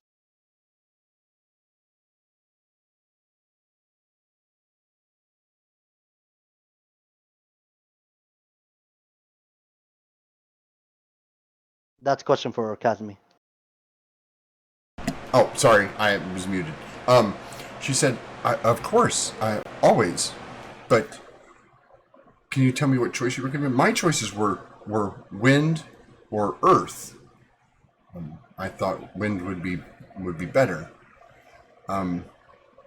What choice do you have to make? Take a big breath. Her choice is so easy. It's simple. He smile. It's life or death. What do you mean, life or death? Like you have to choose to be here or die, or? I need to check a clarification with Sandra. Just give me a moment and see what happened. If that... sorry, Kazmi. I'll take a moment for myself for... Okay, she'll let you... She'll, as you walk off, her hand kind of like trails out of your hand. She'll let you walk off. And I think there's a small stream nearby. Immediately dump inside and holding my hood, the armor, and focus with Sandra and tell her, Sandra, Lady Sandra, my whole life was between these two. I need take life to save life. I need save life to make sure people doesn't die. What do you mean life or death? Which do you prefer to champion? Do you prefer giving of life or the ushering of your foes to death to protect those that you wish to save. In the water, there are a moment thinking, and You do small- understand. You do understand what she's saying, right? Yeah. Okay. Just make sure. She said the second one to usher, like to take life to save life. I think it's similar what Jorgal said. Yeah. So basically, so to break it down, she's asking you: are you wanting to be one who champions life itself without the taking of it, or the taking of it to preserve the other? Like, one of them will prevent death. Like, if you choose life, it will prevent death. The death will, eliminate your foes to preserve life. You see the weird dichotomy that she has, since she's in charge of kind of both, right? Where she has that dichotomy, and she's asking you to choose which one is your path. I will raise both hands in the water. It's kind of greedy to say that for me, and I have no place to say, but I will ask that. I want both.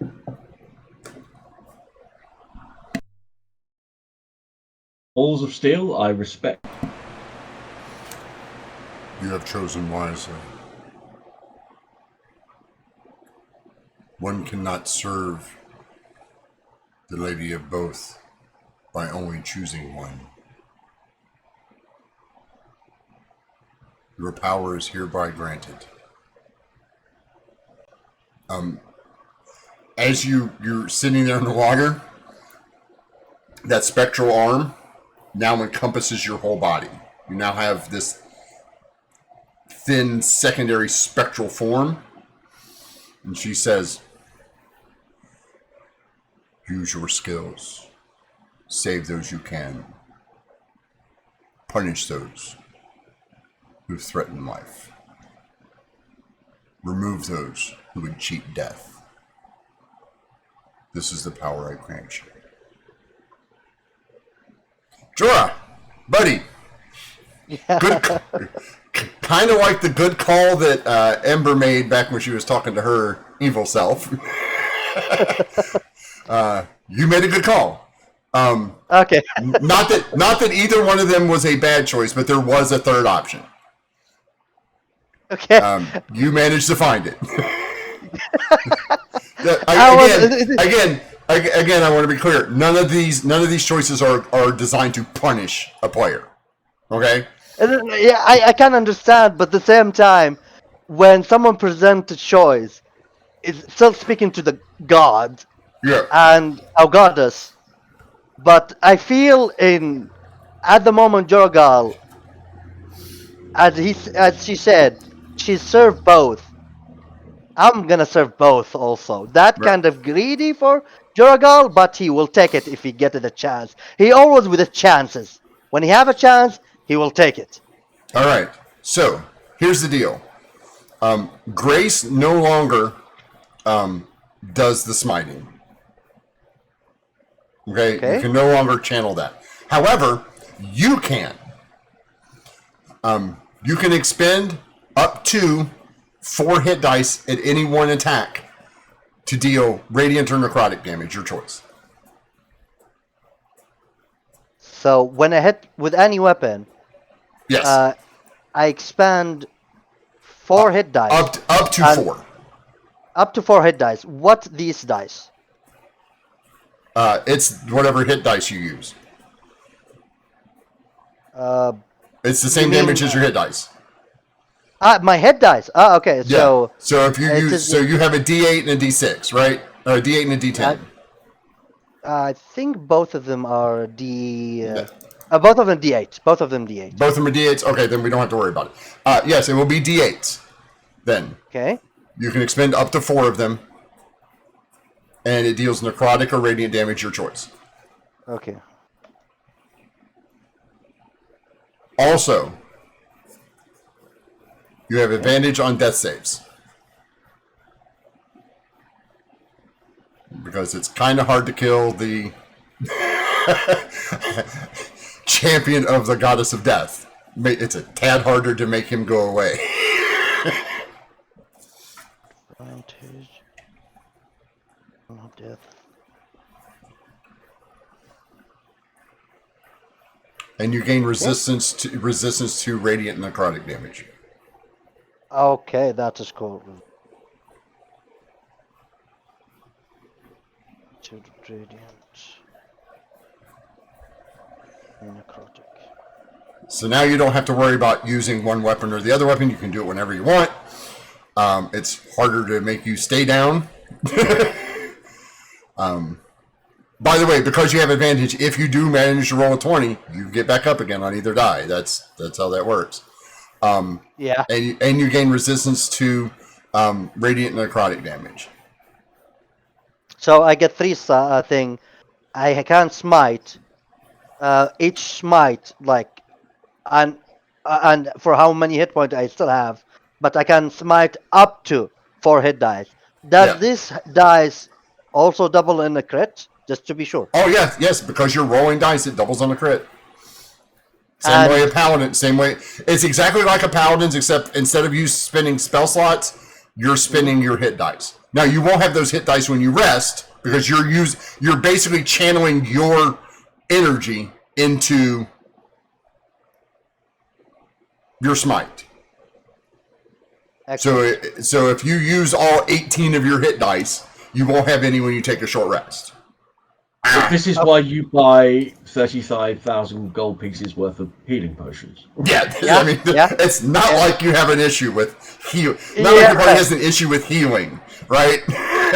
And just to be sure about Grace, Yeah, Grace still heal for charge? yeah. Grace still does her thing. It's just that remember you could use those points to deal damage, right? Yes. Yeah. That was the minor effect that you got. This is now just you. It doesn't matter. You pick up a rock and throw it at somebody. If you hit him with them, I'm gonna spend 4 hit dice. Take an extra 4d8, bitch, of necrotic damage. Wait. Also work in range attack? It works on any attack that you make. Even with a cantrip? Huh? Even with a cantrip? Anything that requires an attack roll. Wow. That you hit on. Yeah. Anything that you have to roll to hit does that. Because on a personal note, I think it's stupid that paladins can't smite with ranged weapons because it's a magical effect. It makes no sense that you can't do it like that. Did Tom say his car was ready? Yeah, I thought he said that.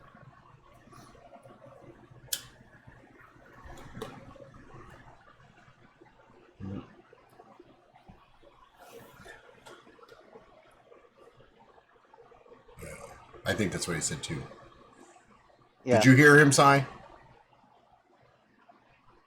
You're muted.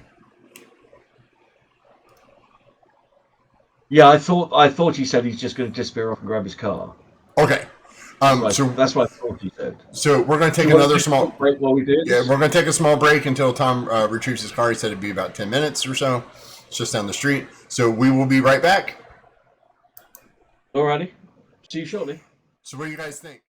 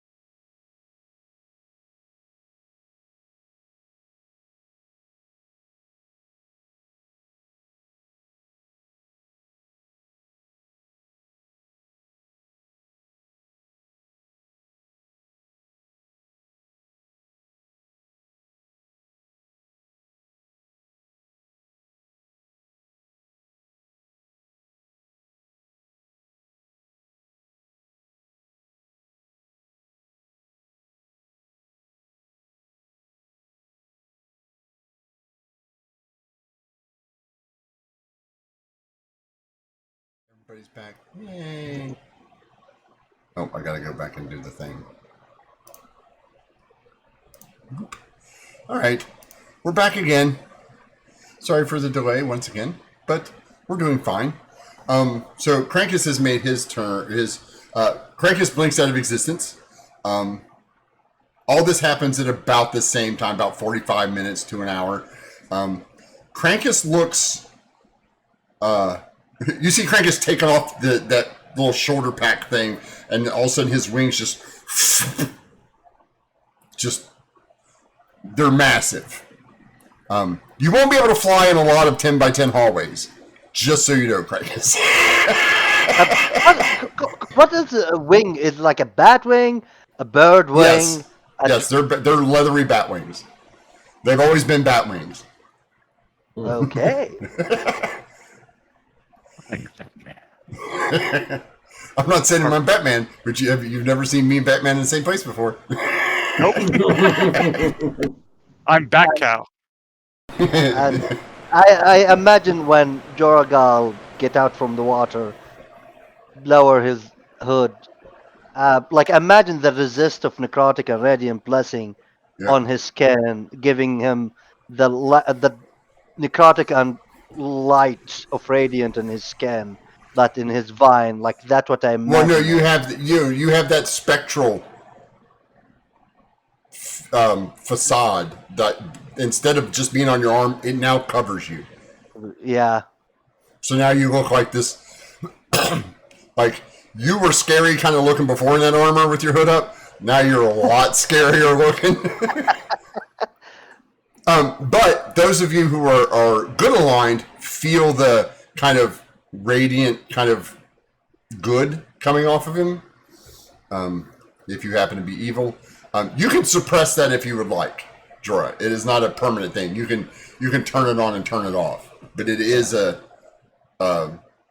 visible thing. At the moment, I will show off to Kazmi. Like I will go smile to her. Are you okay? I'm great. I feel great. I think I'm more great than before. I decide to choose both. Surely that's Ember's line. How did that go? She wasn't mad, was she? Actually, she was. What the word? Not interested. Pleased. Pleased. Yeah. I believe she was pleased that I choose both. She served life and death, and for me choosing both, it's the same path she. Like, this is the path she is, and she pleased by my choice. And I think like he holding his hand, feeling that necrotic and radiant, and the life force of thinking if he hits something, it will literally smite him with radiant or necrotic. I feel great, Kazmi. Oh, that's unusual. I've never seen a dwarf do that before. As you look over to Berenga, you see that she has grown. She is now human-sized. Oh, she grew. Just like growed. She's human-sized. She chunk. She is built. She chunk. Yeah, think professional female. WWE professional female wrestler size. Muscles and everything.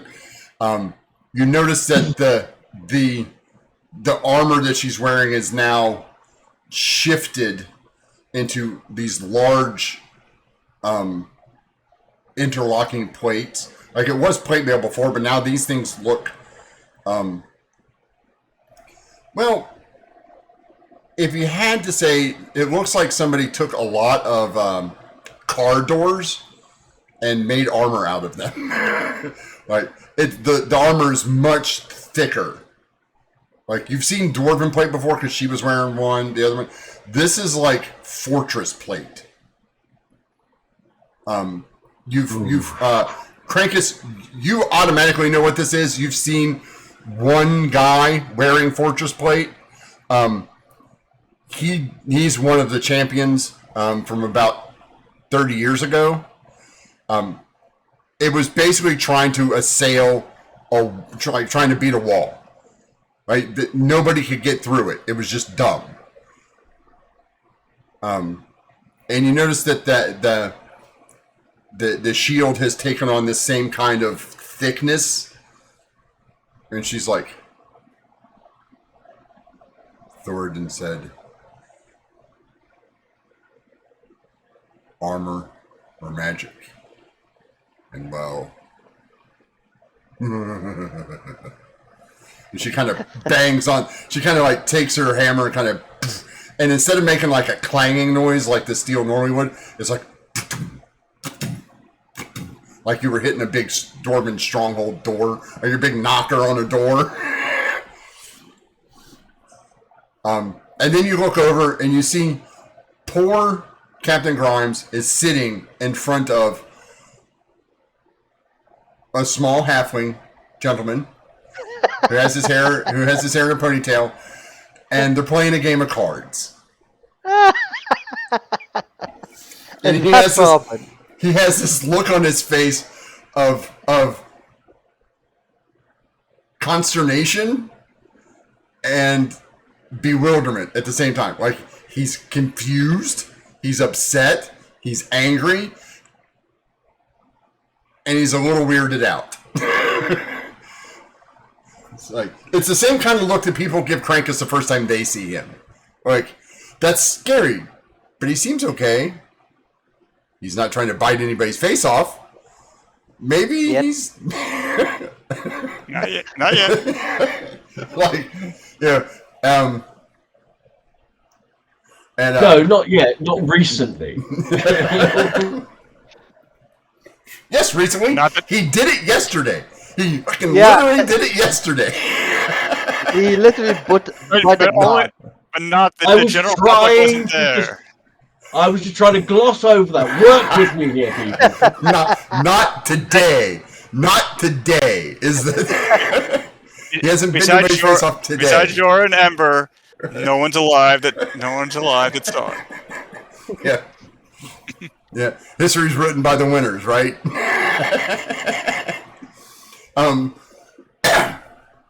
You see Ramen go, haha, 5 of a kind.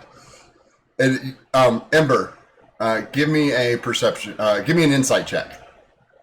I know the inside check already. There are no 5 of a kind in any bloody card game I'm aware of.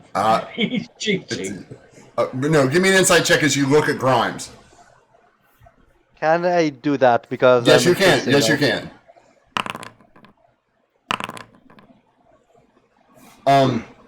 You see a twinkle in his eye, and you see him go, "Oh, you're really good at this." Unfortunately, he goes, 6 of a kind. Then Robin goes, how many cards do you have? He goes, well, I have 8, but only 6 of them match. He goes, how do you have 8 cards? He goes, well, I took 2 of yours. He goes, you did? He goes, yeah. He goes, awesome. He goes, well, here you go. And he puts a stack of coins in front of him. They look like silver dollar sized metal coins. He goes, well, there you go. Oh, and by the way, that thing that I was testing you with, it's gone now. Don't worry about it. He goes, well, thanks, but what do I do? He goes, you know what to do with them. He goes, oh, okay. And Robin turns around and goes, oh, hi, guys. Wow. You get scarier and scarier every time I see you. That is awesome. Thank you. You are not the same, as he points to Jorah. I think you're going to be a little less fun now. But I'll keep an eye on you anyway. Oh, you guys have fun. Oh, little trick with the mage. If he can't talk, he can't cast any spells. At least not ones that'll kill you outright. Have fun! And you just see him turn and he walks, and as he walks, he just disappears. Question. Okay, when I see him giving the coin, is this coin similar to the one coin that I've been giving long time ago? Mm-mm. No, these are different bigger. ones, Yeah, these are big. These are like silver dollars. They're about twice the size of a quarter, 2.5 times the size of a quarter, actually. They're quite big, and you see Grimes pick them up, and he's like, "This will do nicely." And you see him put them in his little change pocket.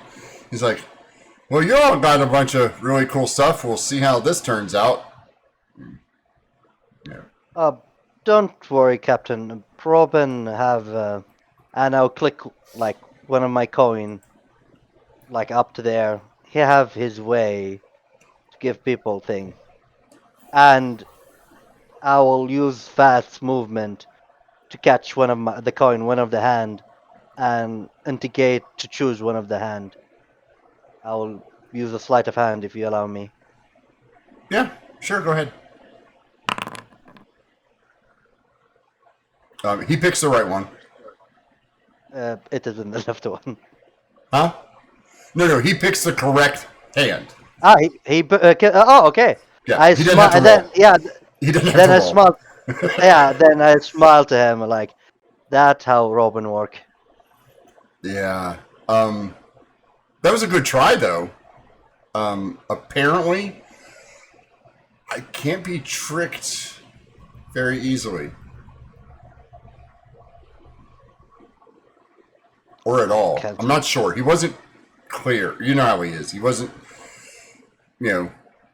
things hidden in riddles and vagaries and things like that. Not entirely clear. That doesn't sound like him at all. My best guess is that I can see through illusions and things like that to see true. Whoa, that's weird. And he looks at Jordan. He goes, "Do you know that there's a spectral thing Don't hanging on worry. to you, right?" Yeah, don't worry about it. No, I mean, not the one that you're showing us. There's another one. Puffball? Turn around. Wait, is he talking about something else? Yeah, he's not talking about the thing that you're showing everybody. He's talking about something else. Wait. I'll take out, as Crankus said, buff ball. You mean this? No, not the cat. So you have the one that's on the outside that everybody can see. There's one on the inside, I think. Is that the best way to describe it? Oh, and I think it's clicking my mind. I think he meant Josiah. Oh, I see. Is he still hanging around? No, it's not Josiah. Okay, then I don't know. You would understand that Thondra. He's probably looking at the essence of Thondra that's infusing you. That's more of a spectral kind of thing. Yeah. But he has, to be clear, he has true sight now. He cannot be deceived. Oh, okay. He has true sight, so he can see. Yeah, he can see through illusions. He can see people who are shape-shifted. Yeah, none of that shit works against him anymore because, well, the master of deceit is the guy that's running his show. So, kind of hard to trick the guy. It's kind of like if Loki was like, "Oh, well, yeah, okay, I get it." Right? He's like, that's pretty cool. And you got bigger. And yes, I see your wings. They're really cool. They're sparky. And Renault's like, yes, they are. He kind of folds them up on his back.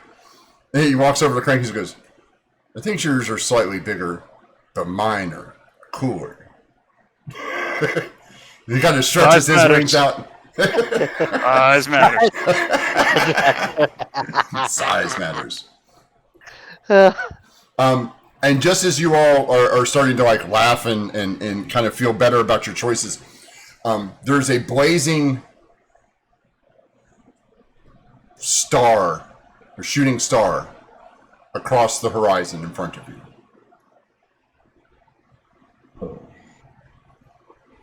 It is That can't be good.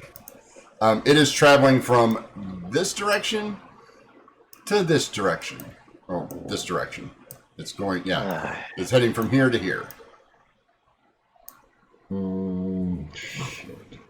I need a... Krankus, Oh, that's not a good sign. Yeah. give me a perception check with advantage. With your little beady eagle eyes. You're now beady little eagle eyes. The predator is like, wonder if I can eat it. There you go. So there is a winged form inside this. This is not a falling star. This is a winged form. Okay. Dragon. Is the form itself on fire? Like it's falling, or is it like it's like die? Like, you know what I mean? Like, is it just it's going so fast? It's on. It's not. It's on fire. Yes and yes. All right. That's a creature, not an object. Is that Just- what they told us to deal with it? Maybe. I mean, By the way, I unfurl my wings and kind of flick Jorah in the ear and then put them back. ow! What the hell? You know, you have freaking strength of a ball. It wasn't me. I don't know what you're talking about. I'm way over here. It's literally your wings, man. Yeah, They haven't minded. you unfurling your wings is not silent at all. You are not a stealthy. Yeah. You are not an ambush predator. Okay, you are not a silent ambush predader. He wasn't pretending to be. He's just being the brother being like, I didn't do it. I didn't do it. Normally I will ask for like to dodge it, but Joe is not the type who dodge a lot. He just take the hit. He just like, it's not like it hurt. It wasn't damage. Yeah, I know, but it's like it is his wing. It's like your friend is Grimes is like, your friend is correct. That was a creature. A big one. If our I'm suspecting that's the dragon that was mentioned. well, no, you know who the dragon is. Oh, yeah. That was probably the demon that was mentioned. Oh, yeah, that's a good point. Well, in which case, we know where we got to go looking. Yes. That's what we got to kill first, so let's go. Oh, yeah. I am so looking forward to dealing with the king.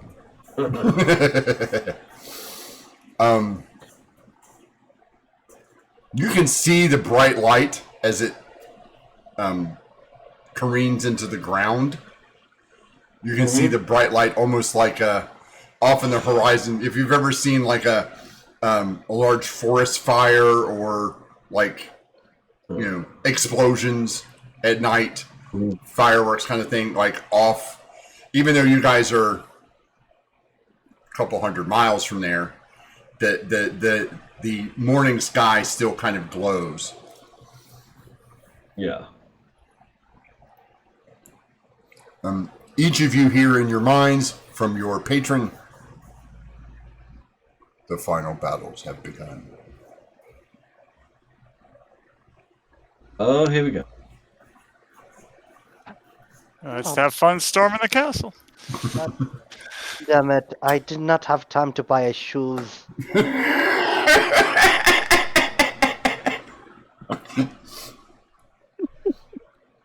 It'll be on his tombstone. I didn't have time for shoes. But don't worry, we can go via somewhere to pick you up some boots, I'm sure. You guys are literally... You can literally teleport to here in 2 seconds and buy him a pair of shoes. Yeah, exactly. I'm I- not worried about. Wait, I'm do you not worried. think Joro will go pick up any shoes? He needs something like that work with him. Like, Development times. Hey, listen, I'm taking you. If you want shit, I'm going to take you shopping. What else am I going to do? I mean, do we have time? This creature landed here. We need to go deal with him. I feel if we leave him more. I suspect we've got enough time to stop off for a pair of boots for you, dear boy. But boots, I mean- that's all he needs? Is boots? What kind of boots do you want? This is Ronaldo? Boots and potions. no, it's Baringa. Oh, It's like you just need boots. You want metal boots, leather boots, soft Leather boots, boots? strong boots, waterproof, flameproof. What do you want? well, last boot I was wearing was climbing boots, but Climbing I boots? will. Yeah, Why would you need climbing boots? to climb up. You mean like boots with little spikes on them? Well, he likes to hide in the shadows, so he could climb up and kind of hide out. No, Be I stealthy. can't make magic boots. I can make boots. I'll take boots. Boots. Leather boots. Yeah. You see her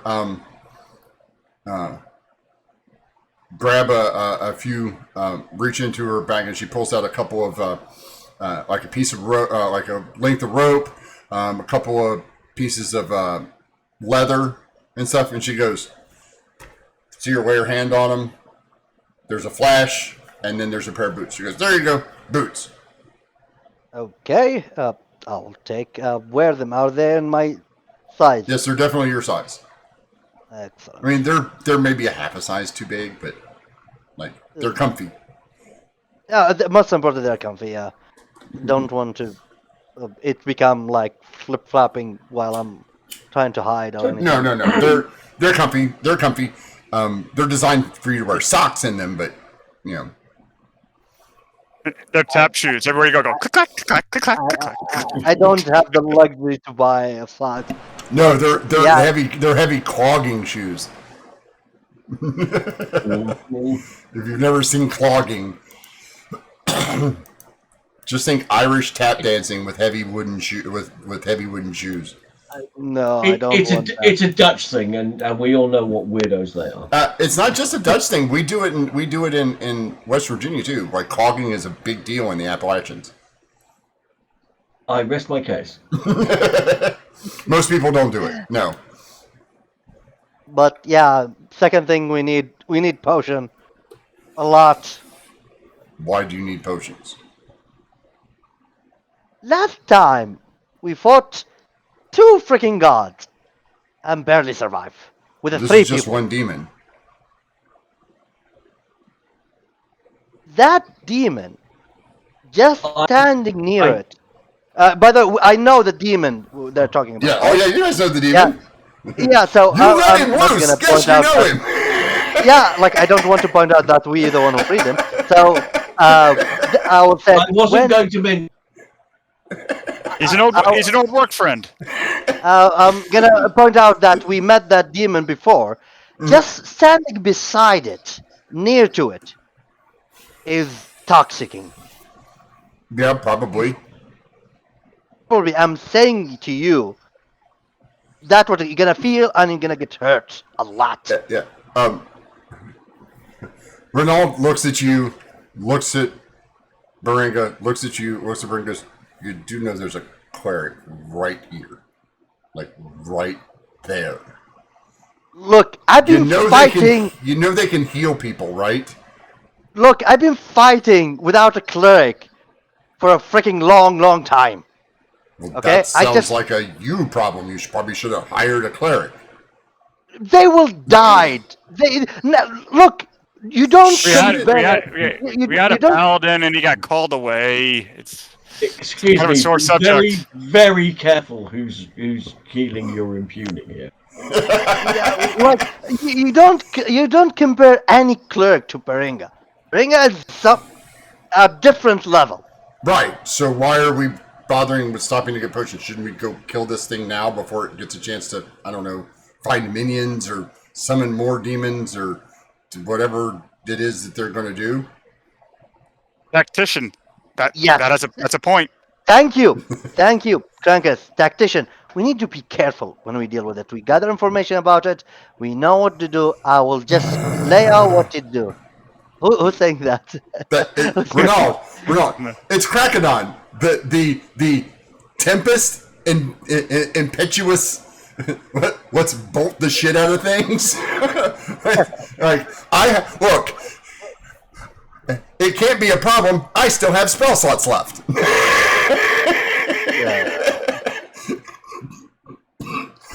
We have time to figure out its favorite meal later and its favorite color. Let's just go. Bering is like, I will take care of you. Do not worry. No one will die on my watch. Works for me. Let's go, Puddle Boy. I'm not Butter Boy. I'm told you before, Jorga. Jorga. Sir Puddle Boy. Grimes kind of sidles over to you, Ember, and goes, you want to be in charge, right? Go ahead. It's all you. I mean, I'm a captain and all that, but yeah, go ahead. Knock yourself out. Is that saying to me or to Krankus? No, to Ember. He leaned over to Ember and was like, you're in charge, go ahead. Well, let's face it, Jorah, if you're going to choose one of the three of us to be in charge, who do you think it's going to be? Yeah. Grimes is happy to take the lead, but he knows your attitude, and he's like, go ahead. He's like, yeah, go ahead. You want to be in charge? Knock yourself out. I'll watch.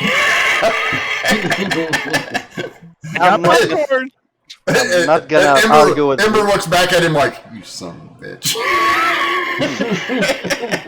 I'm not gonna argue with who's gonna lead the charge because I know Amber, the one who's gonna lead us all. But I'm just talking about tactician. Yeah, go ahead. Nightcrest Keep, I think, is the spot, isn't it?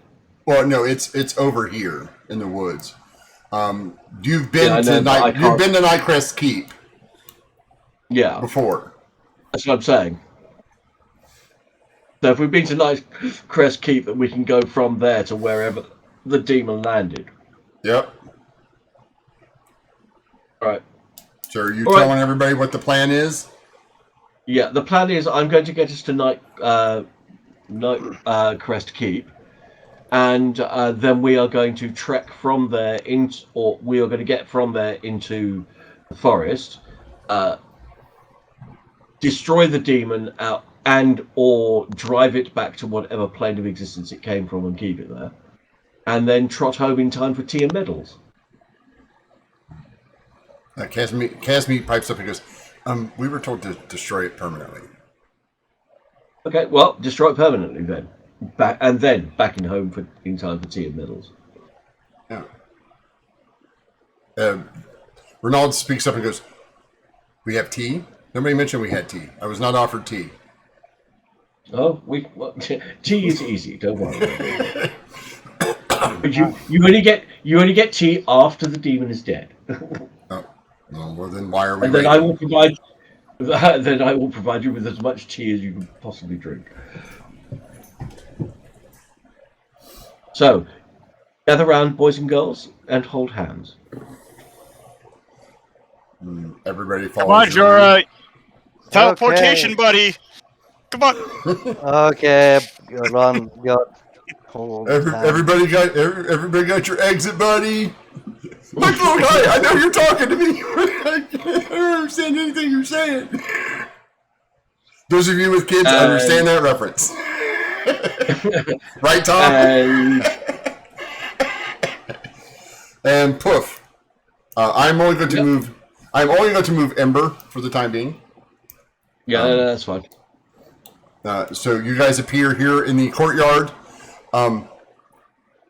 Instantly, you hear the clicking and clacking of multiple crossbows being aimed at your direction, and what sounds like a ballista or two. Until one person yells, "Hold! Hold!" Listen to that one. He's wicked smart. You see this burly gentleman who you recognize used to be one of the sergeants. He appears to have been promoted to captain, against his wishes, of course. I would assume so. You know, you normally should send a messenger ahead. I understand it's you, but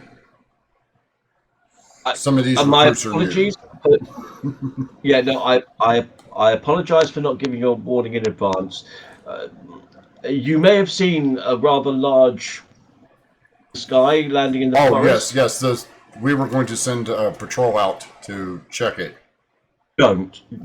Yeah. Save your money. You were going to lose a patrol. Oh, well, then we don't want that. Should we I would double I suggest you inform whoever you need to inform, and batten down the hatches here. We're going to be trotting off into the forest to go and have a little chat and see what we can do about it.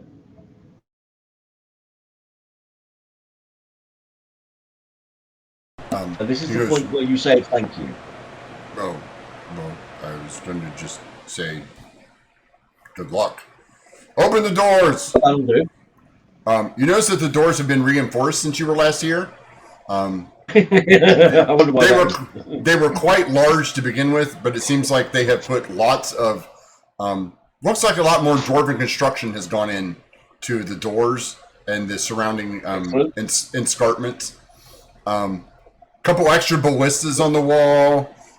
Seems to be about twice as many people manning the outside area. And he goes, "Runner!" As you guys are heading out, as you're waiting for the doors to open. "Runner! Double all guards, and send reinforcements to all the watchtowers."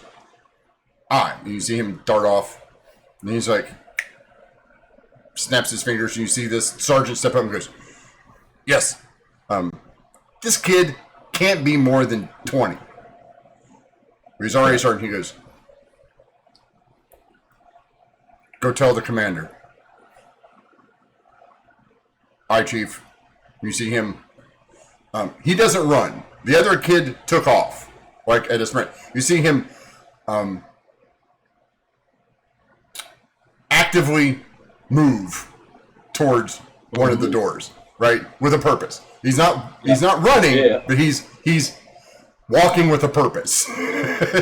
Yeah. I know the walk you mean. The doors open, and on the other side of the doors, there's a giant portcullis.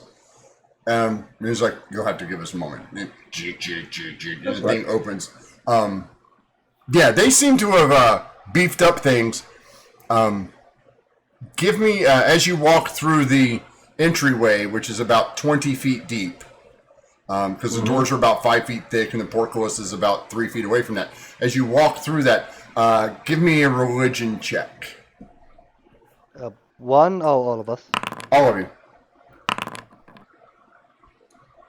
Fun thing about rolling today, I always 1 point behind Ember. Yeah. For some reason. You notice that there are several religious protection glyphs that seem to be gauged towards undead. Okay. All right. You see a couple on the wall.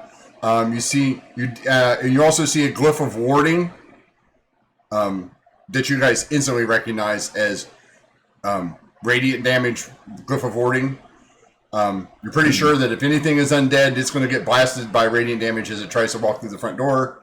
Jorah, with your perception, as you're like looking around and you look back into the rest of the outside courtyard, you notice that there are the same kind of things. And they're not drawn on the wall, they're carved into the stone. So there will be no more vampires and things entering this building unwanted ever again. That's smart. Jorah, remember the brutal fight. This is a good thing. Yeah. This is a good thing. They learned from their mistake. I'm the one who paid the price. Yeah. Mm-hmm. Well, yes, but they learned the lesson, right? I'm very happy for them, but my ass get kicked so hard, but for both. Yeah.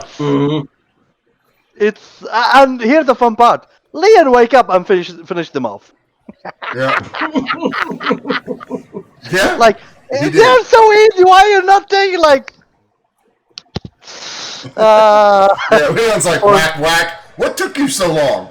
I took a nap and still killed him. I solved them. I solved them for you. Oh, yeah, sure. That's your story and you're sticking to it, right? As you guys get outside, 100%. Casmi turns to you. Jory, you hadn't noticed until now. Casmi is dressed in almost like the Rangers from this place, right? Kind of a brown, dark brown and greens, camouflage, like studded leather. You notice that she's carrying a bow. She's got she has two hand axes, one on each hip. And she's like, all right, everyone, stand still. And you see her cast a spell. If you want to make an Arcana check, you can. Rolling 20.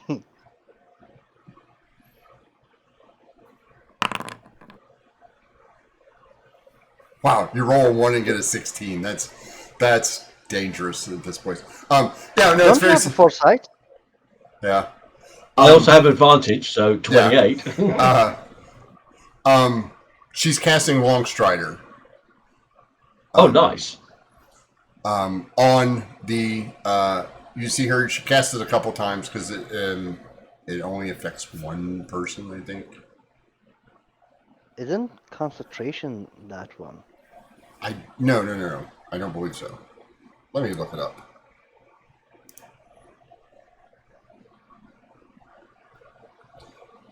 I haven't used Longstrider in forever. No, it's not concentration. It's 1 hour. Yeah. You touch a creature, target. In higher level, you can target another one additional creature. Okay, so she casts it. She casts it twice, covering all because there's 1, 2, 3, 4, 5, 6, 7. She doesn't need it. Yeah, and she knows that Krankus doesn't need it either. Because making Krankus faster is not going to help the rest of the group. It's only going to get Krankus there 10 feet ahead of everybody else. She says, stay close. Let's go. All of your movement is increased by 10 feet, and you all have passed without trace. And it doesn't seem like anything is... Like, she just moves in a straight line towards the thing, and you notice that kind of like the... it's almost druidic in a way for you, Ember. As you see, kind of like these bushes and thickets that would normally slow everyone down are just kind of like moving just a little bit, kind of getting out of your... Like, they're not parting per se, but they don't hinder your movement in any way, shape, or form. How fast is Kazmi? She's moving at 50 feet right now. Oh, thanks to Longstrider, also I'm moving 50 speed, so we are both.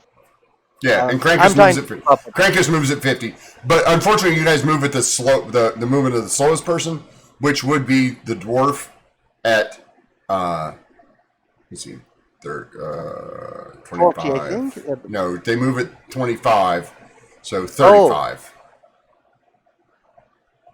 And because she's moving double her movement rate, so yeah.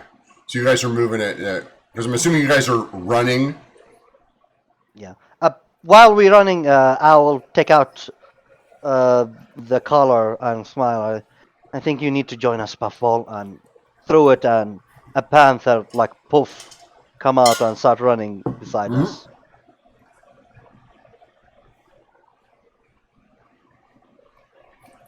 Puffball seems really happy.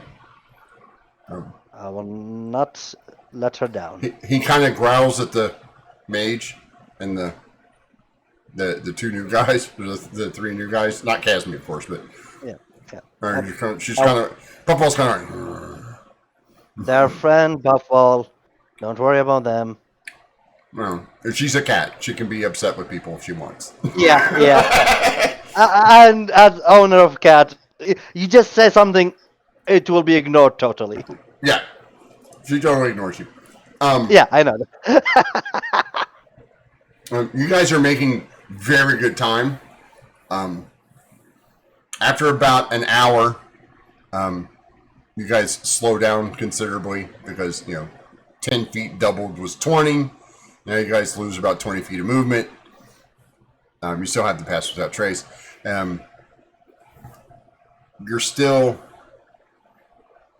You've gone for about half a day. You guys have gone for a couple of hours, and Caspi's like, we're not going to reach there unless we take a break. Okay. We can rest in my paradise, and we'll be safe from any dangers that might be lurking close by. She goes, we just need a short rest. Okay. I can put a dome up if that would help. I don't think we'll all... Ronald looks at you, we're not all going to fit in a dome. I don't think... Well, no, but you can... I don't think anyone will attack. I don't think anyone will attack us if we just sit down for a little bit. Okay. Well, in which case, I'm Yes. He looks over at Crank. He looks over at Crankus, and looks over at Crankus. Looks at the bear. Looks at the large dwarf. And goes, "I think we're fine." I think Crankus is the scariest animal in the forest at the moment. Yeah. I wouldn't argue with that. Yeah, other predators will go, "Nah, not today." I like. I'm good. I'm good. Yeah, I like my insides being on the inside. You guys rest for about an hour. King, sorry, just to make sure about that. Yep. I'm gonna unattune from the helm and attune to the plague barrier gift. Oh, okay. So getting rid of the counter spell and grabbing the let's get it on stick, huh? Not stick, it's whip. So yeah, I'm gonna have fun with that. So okay, yeah, that's on you. Go ahead. Let me double check that. You still have that, don't you? Which one? Play Bear's gift. Yeah, I still have it, and it is finesse weapon. Right, So... you do see. You do see that last one at the bottom, that last bullet point at the bottom, right? Which one? Any spells and smites that require a melee weapon to work can deal poison damage instead. So if you smite something, you can deal poison damage instead of radiant or necrotic. Oh, so I can change it to poison or... Yes. Like, it's my shot. Okay, that is good, actually. Yeah. So I wanted to double check. I knew that there was a clause in there. I couldn't remember if it automatically changed it or it gave you a choice. I wanted to double check. Yeah. And you can sheath it back into your hand. So it what stays DC hidden. is on the poison? Is it his spell save DC? Or is it just a standard? DC No, it's just 17 poison damage. DC 17. Yeah. And I believe whatever demon devil we fight, I think it will be immune of poison. That's what I believe. Or no, the DC 17 Constitution failure is for you to attend your end your attunement. Sorry, I did not understand. Yeah, to end your attunement to the flail, you must first detach a handle. Doing so causes it to deliver a potentially lethal dose of its psychic venom. You make a DC 17 Constitution on a failure, take 10d6 psychic damage, and are paralyzed indefinitely. Yeah, no, then I will wait for it. I don't think it's a good idea to attune. No, it's just if you unattune to it. Once you attune to it, you're stuck with it until then. It's basically a symbiote. Okay. Yeah. Let me remove that tune. But basically, it's no problem attuning to it. It's when you try to get rid of it, that's when the problems start. Yeah. Oh, wait. Why the Helmet of Sentinel doesn't say it doesn't need attunement? That's weird. Maybe it doesn't. Yeah. It does. Trinket. Yeah. Okay. It does. I'll remove it. Yeah, it's attunement. It didn't say it, but I said it did because there's no way that thing shouldn't have attunement to it. It's got way too many abilities. Anything with more than 2 abilities should be attuned. That's fair enough. Sorry, just to let you know, I'm starting to get a really, really bad headache. Oh yeah, we're getting ready to stop anyway. I was going to bring you into the clearing and show you a picture and then call it. Okay, that's cool. I can feel it coming on. I need to go do something about it. So you guys, you can smell the burning ash as you get closer. At about 2 miles, you can see the fire, the smoke from the fire. As you finally get closer, it is a burning forest at this point. You enter a space where you can see the demon. And let me pull up his picture here. Uncle Cuddly, we're here.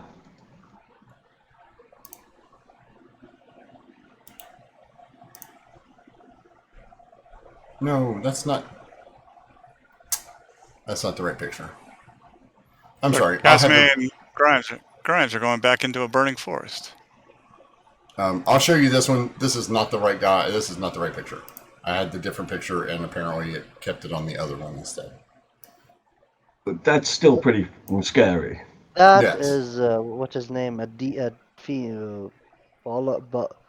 Ball something. Not a Baylor. Balrog. Baylor, yeah. There's a Baylor, yes. But this one doesn't look like this. This one has as you enter, it resembles a Baylor from everything you've read of Baylor's, except this one has a tail. He's about 15 to 20 feet tall. Massive fires burning around him. You see Baylor on steroids.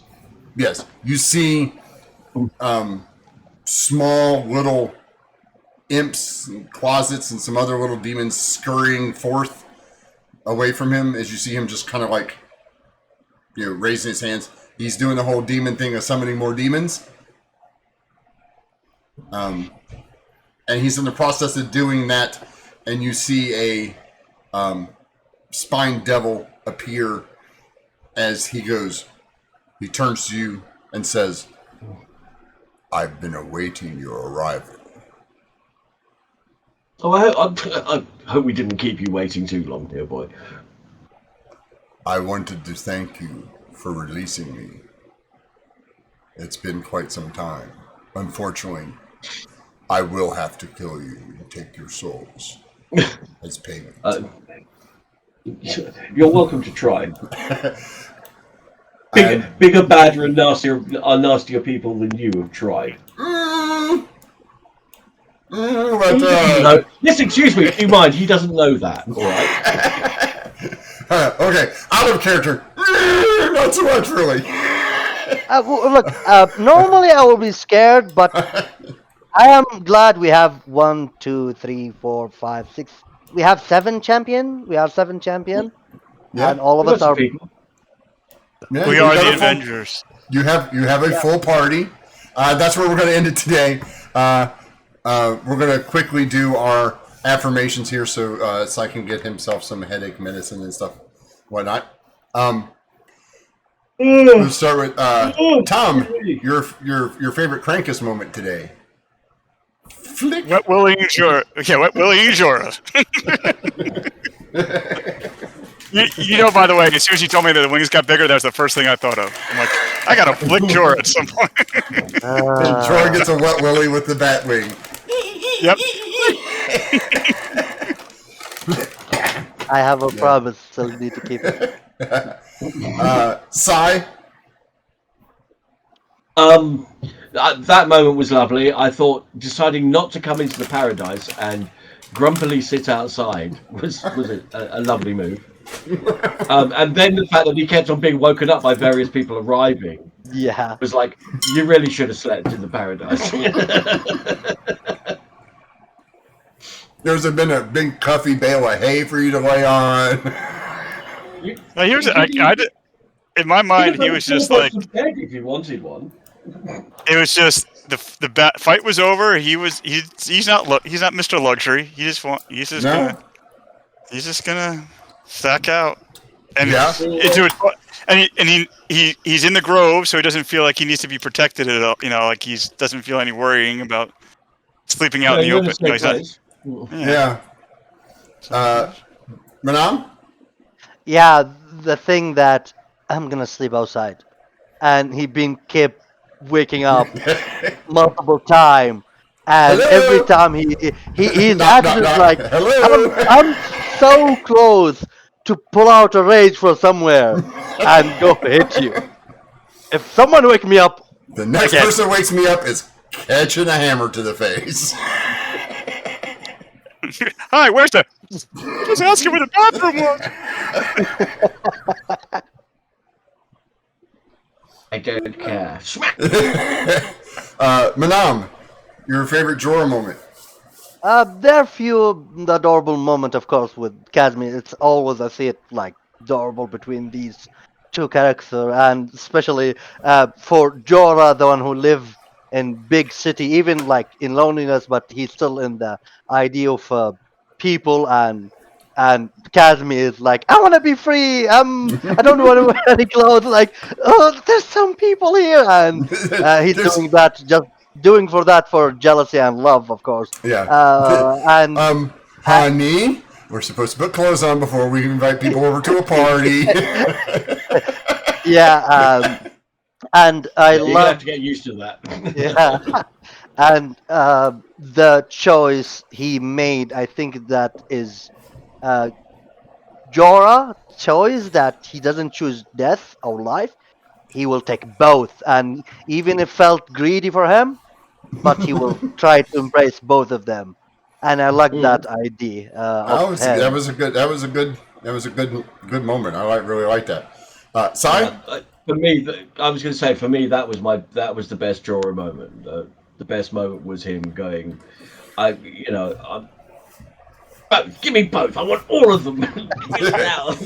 Look, I understand. The way it was done, the way it was done, and logically, and you justified it completely in terms of the character. Yeah. It was it was definitely the thing that Jorah would have done. There's no question about it. Oh yeah. So, Yeah. Just you can have vanilla or chocolate. Vanilla or chocolate. Can I get a swirl? Can I get both in a swirl? Can I have vanilla with chocolate sauce? Yeah. Yeah. Can I get chocolate covered vanilla? Is that a thing I can do? Tom? Yeah, the finagling for both. That was. Yeah. It is like put your hands together. Like I'm trying to get every advantage, but there's also he did justify it though too. It was a good. Yeah. It was a good kind of. I really did like the Jorah's embarrassment of Casimir walking up and saying, "Hi, how you guys doing?" And they're just totally naked, and Jorah's like, honey, I can put my coat, and she's just like, "Get that off of me! We're in the group. Stop!" Just like elbow, he's trying to put his cloak over, and she's like elbowing him, like, "Stop! It's fine. I don't want that itchy shit on me." Well, I'm surprised. Why is Jorah purple? I'm surprised you're not kind of used to this, because as soon as we walk into the paradise, Ember literally starts walking towards the hot bath, discarding clothes as she goes, with invisible servants picking them up. No. Just to point out, for what Jorah when see Ember, even when she remove her clothes, he doesn't see her as like that. No, I know. Yeah. Like Amber is beautiful, beautiful one, No, very I know. beautiful. But he still doesn't see her as that. The other side that he gets attracted No, for. 100%. Yeah. 100%. I totally understand that, and I realise that it's different, but it's like literally. Yeah, it's like, we've been doing this for almost a year now. Get over it. Yeah. Sai, your favorite Ember moment?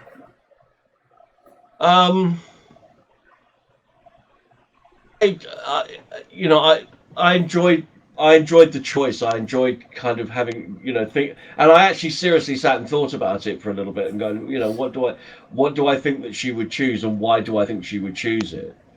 And I think picking the enhanced form to be closer to Nadara as a rejection of specifically her mother, it kind of felt right. Oh yeah, absolutely. Mm. Tom? So that I like that. I did like the debate, but I do like with was it Captain Grimes or whatever you want? Yeah. With yeah, I'm gonna lead them all. I'm gonna lead them on until chit chat, and then it's time to go to bed. Be like, bye bye.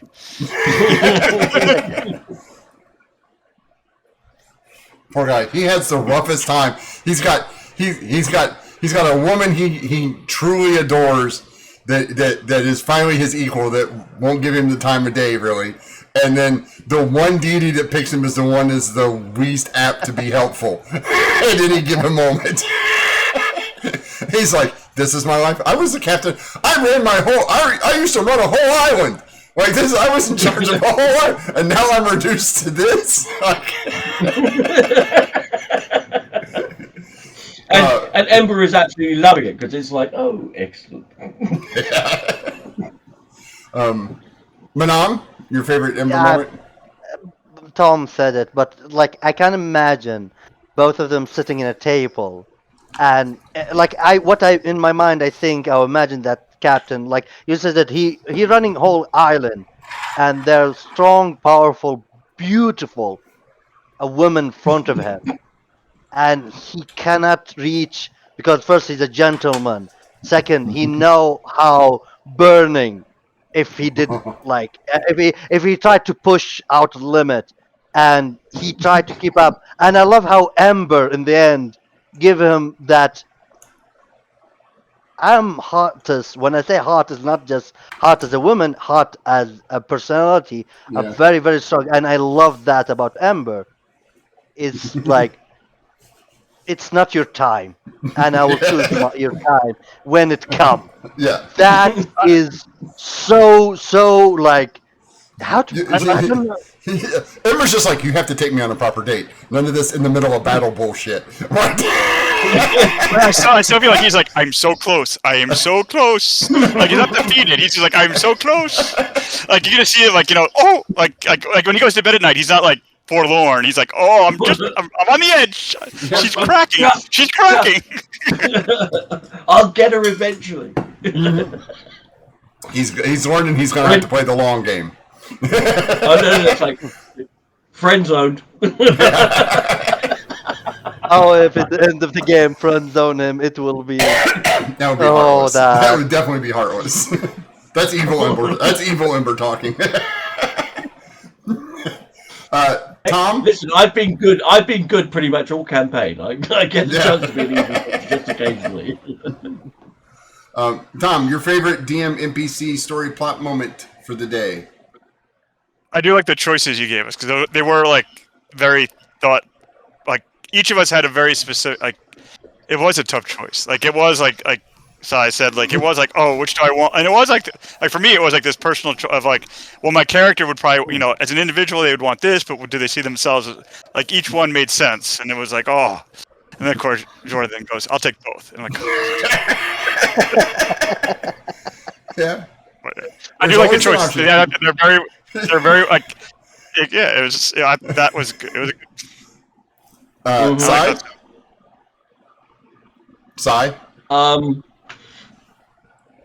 I loved all the champions turning up and disrupting our good friend's sleep over there. That was just lovely. The way that it was like every 2 hours on the nose, it was another one with just enough time for him to get to sleep and really start. And Solid then, Hello. timing was everything.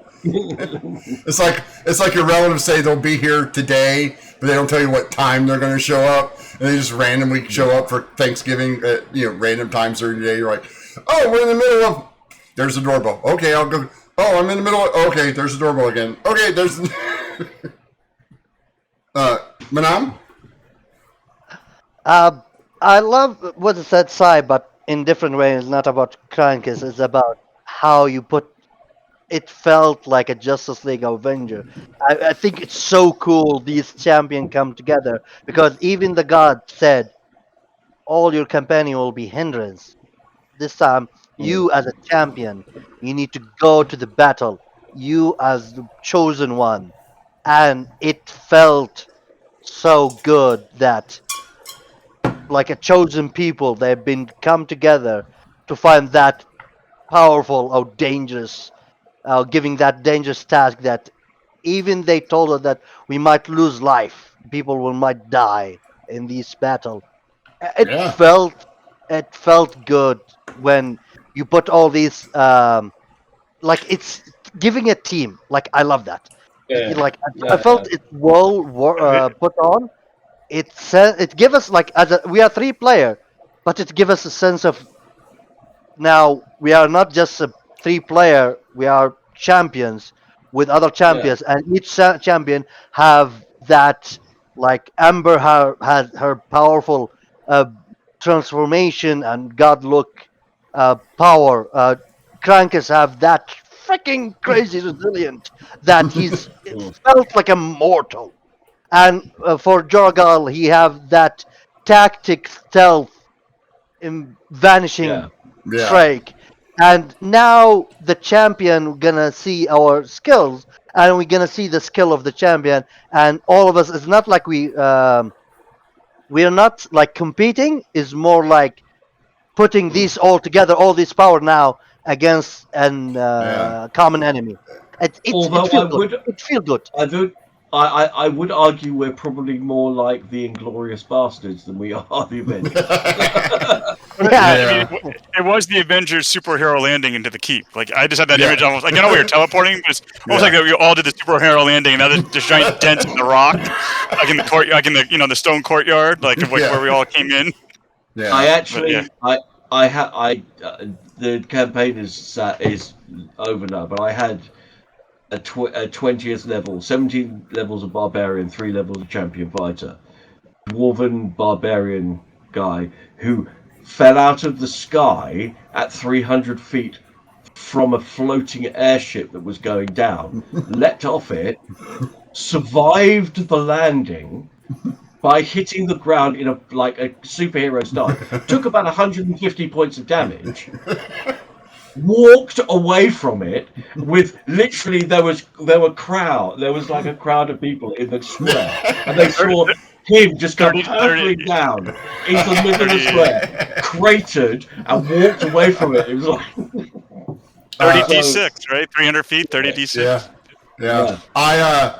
The one I have that's comparable to that, we had there's an old second edition module called the Labyrinth of Madness. If you've never looked it up, take a read. It is Monty Cook's most insane module ever made. It is bananas. But I was playing a Psionicist, and I used the dimensional portal thing where you can teleport people if they fail their save. Unfortunately, my Shadow Mage, Specialist Mage, was in the room at the time, and I was like, well, I guess I'm going to get him. He can make a save versus spell. He's, it's easy for him. He's a mage. He fails. I teleported all these floating eyeballs that were basically like just floating eyes that would shoot disintegration rays at you, and I teleported them 500 feet in the air, or a mile up in the sky. Well, he appears up there with them. They all crash to the ground horribly and die. He goes, I got plenty of time. I'm going to cast Featherfall, and then I'm going to cast Odal's Resilient Sphere, and then I'm going to cast Web twice. And just filled it for a giant bouncy ball. And he impacted the ground from like a mile up and just... It's like... Because the Web's old description said if there was 5 feet of web, you will survive a fall from any height. And I was like... And the DM was like, that's bullshit. And I'm like... It's what the spell says, and he did it twice. Plus, he's in an Odal's Resilient Sphere, which is invulnerable. Like, give the guy props. Like, he did blow two second-level spells and a 5th level spell, but he's not dead, right? Yeah. But he created. We were like, we took a break, and I'm over there. Me and the other 2 math nerds are over there trying to determine like what force of impact did he actually hit the ground with. Oh no, we calculated Grim hitting the ground at terminal velocity. He hit the ground at terminal velocity, no question. Given the size of the crater that he left. Yeah. Well, I appreciate all the nice things. Again, next week, we're going to have a pretty big fight. No, next week we're off. Oh yeah, And next then week we're we're back off. to the Yeah. Next week, yes. Next week we're off. The week after we're gonna have a very few fight, which is great because you guys have leveled up. Woohoo! Oh, okie dokie. So congratulations, you're now 19th level. I think I I- have blind Oh, sight now. Jorah's like, do I need another level? Oh, Yeah, when you get to this level, it's like, Yeah. does an extra level do anything for me, really? Like, what's it? Like, is it? Ember's like, more spell slots! Mm. I think I don't know what I get, and I think I'm now. What is level 13? So I get 14 for a rogue, and I get like something like no invisible creature can sneak up on me if I'm not. Well, if he's I'm not sure. invisible. He's right in front of you. Well, I Yeah, get like Yeah, oh, that's Crankus- hiding. Crankus's I math. get Crankus's one yeah, spell slot. yeah. Crankus's math works out. It's like I get a third of an ember for hit points. Yeah, not bad. Yeah, you guys No, are going I- to level up. Again, this is episode 18. Into the jaws of You get- Calamity. Yeah, you guys are going. You guys have 6 more episodes, and then we'll have the finale, which will be probably 2 episodes, depending on how the that goes, How it plays out. and then the prologue. So we have about 9 more episodes total. Ooh. So yeah, we're getting close, guys. It's Indeed, been 3 years. Ah, yeah, just about, yeah, pretty Yeah. close. man, I still remember the day when we in the beach, waking up. Yeah, Man, I feel- the day you guys ignored going 50 feet out to get your shit because you had a guy who can fucking breathe water. Hey, Man, I did not. Hey, you talking to the new guy? Come on, man. I was so new in the game. Like, what do you do? it all worked out in the end. Yeah, it's been we great. come. After 6 months, we return back. Yeah, after 6 months. Yeah. It's, yeah, you guys we have. went back. Yeah. To be fair, you guys are 3 weeks away from having been a full year in game. Just so you know the time frame, you guys are 3 weeks away from having a full year. So this has been less than 3 weeks. It's been a year for you guys. It's been kind of a tough So year. we've grown in power very quickly. Well, Comparatively. you've done it, yeah, comparatively, but I mean, look at what you've done. I mean, this has not been Oh yeah, an easy no, road. I'm not. I have not been using kid gloves with you at any point. No, you have not. The most brutal fight I've like. That's I at remember level a lot 1. of. I remember the Yeah. like I remember when like a lot of brutal fight. One of them in the cave with a giant. I have to hold Leon in my back. I'm running away like a crazy. I remember the fight with that weird Sahagin witch inside Yep. like a Yeah, lot that of one easy. like it wasn't easy. When No. I You I guys was have fighting had- him alone. Yeah, you guys have had a lot of brutal fights. I Lost some remember- lost some friends along the way. I remember one or two. when we lost conscious when we had our battle with the rats. With Yes. me That's and Leon. why Leon's allergic We to almost rats. died. How did that rat crit his ass? He's just like, Oh, Seriously, It still seriously, doesn't hit. It doesn't like crits. you could legitimately argue that the biggest danger to this party the entire campaign has been those giant rat. yeah. You literally Yeah. could legitimately Yeah. argue that. that So has been. close. We lost. We end the Yeah, you guys campaign were almost dead. dying. That and the assassins that almost ganked you guys. So that's going to be Anyway, it. I'm gonna. Oh yeah, take it easy, Si. Yeah. Hope you feel better. I will see you Yeah, guys I'm in 2 gonna- weeks. Take care, guys. I'm very likely. This has been episode 18. I'll speak. Go ahead. He left. Yeah, this has been episode 8, season 4, episode 18. Like I said, we're at almost the 3-year mark. for this campaign. We want to thank, first of all, if you have an Amazon subscription, you have an Amazon Prime subscription, you get a free Twitch subscription. We'd love for you to use it here because, as always, everything we do is brought to you by you, the viewers. We enjoy your support. Please, follow, subscribe to the channel. If you're watching on YouTube, don't forget to like, subscribe, hit the notification bell so you know when the new episodes go up. And they normally go up about an hour or so after the live broadcast ends. Thank our sponsors, comicworld.com, and Dirty Dips Hydrographics at dirtydipshydrographics.com. Please check both of them out. We love them. You're a great place to get shiny math rocks and get stuff hydro dipped in your favorite colors or designs. That being said, we will see you guys in 2 weeks. Signing off here from the Blue Cheese Room of the Dark Side of the Moon. This has been Oblivion Unchained. I'm the Lupo King. These are the guys. May all your rolls be crits and may all your draws be lands. And have a great weekend. And we're out. And I'm going to hit end stream.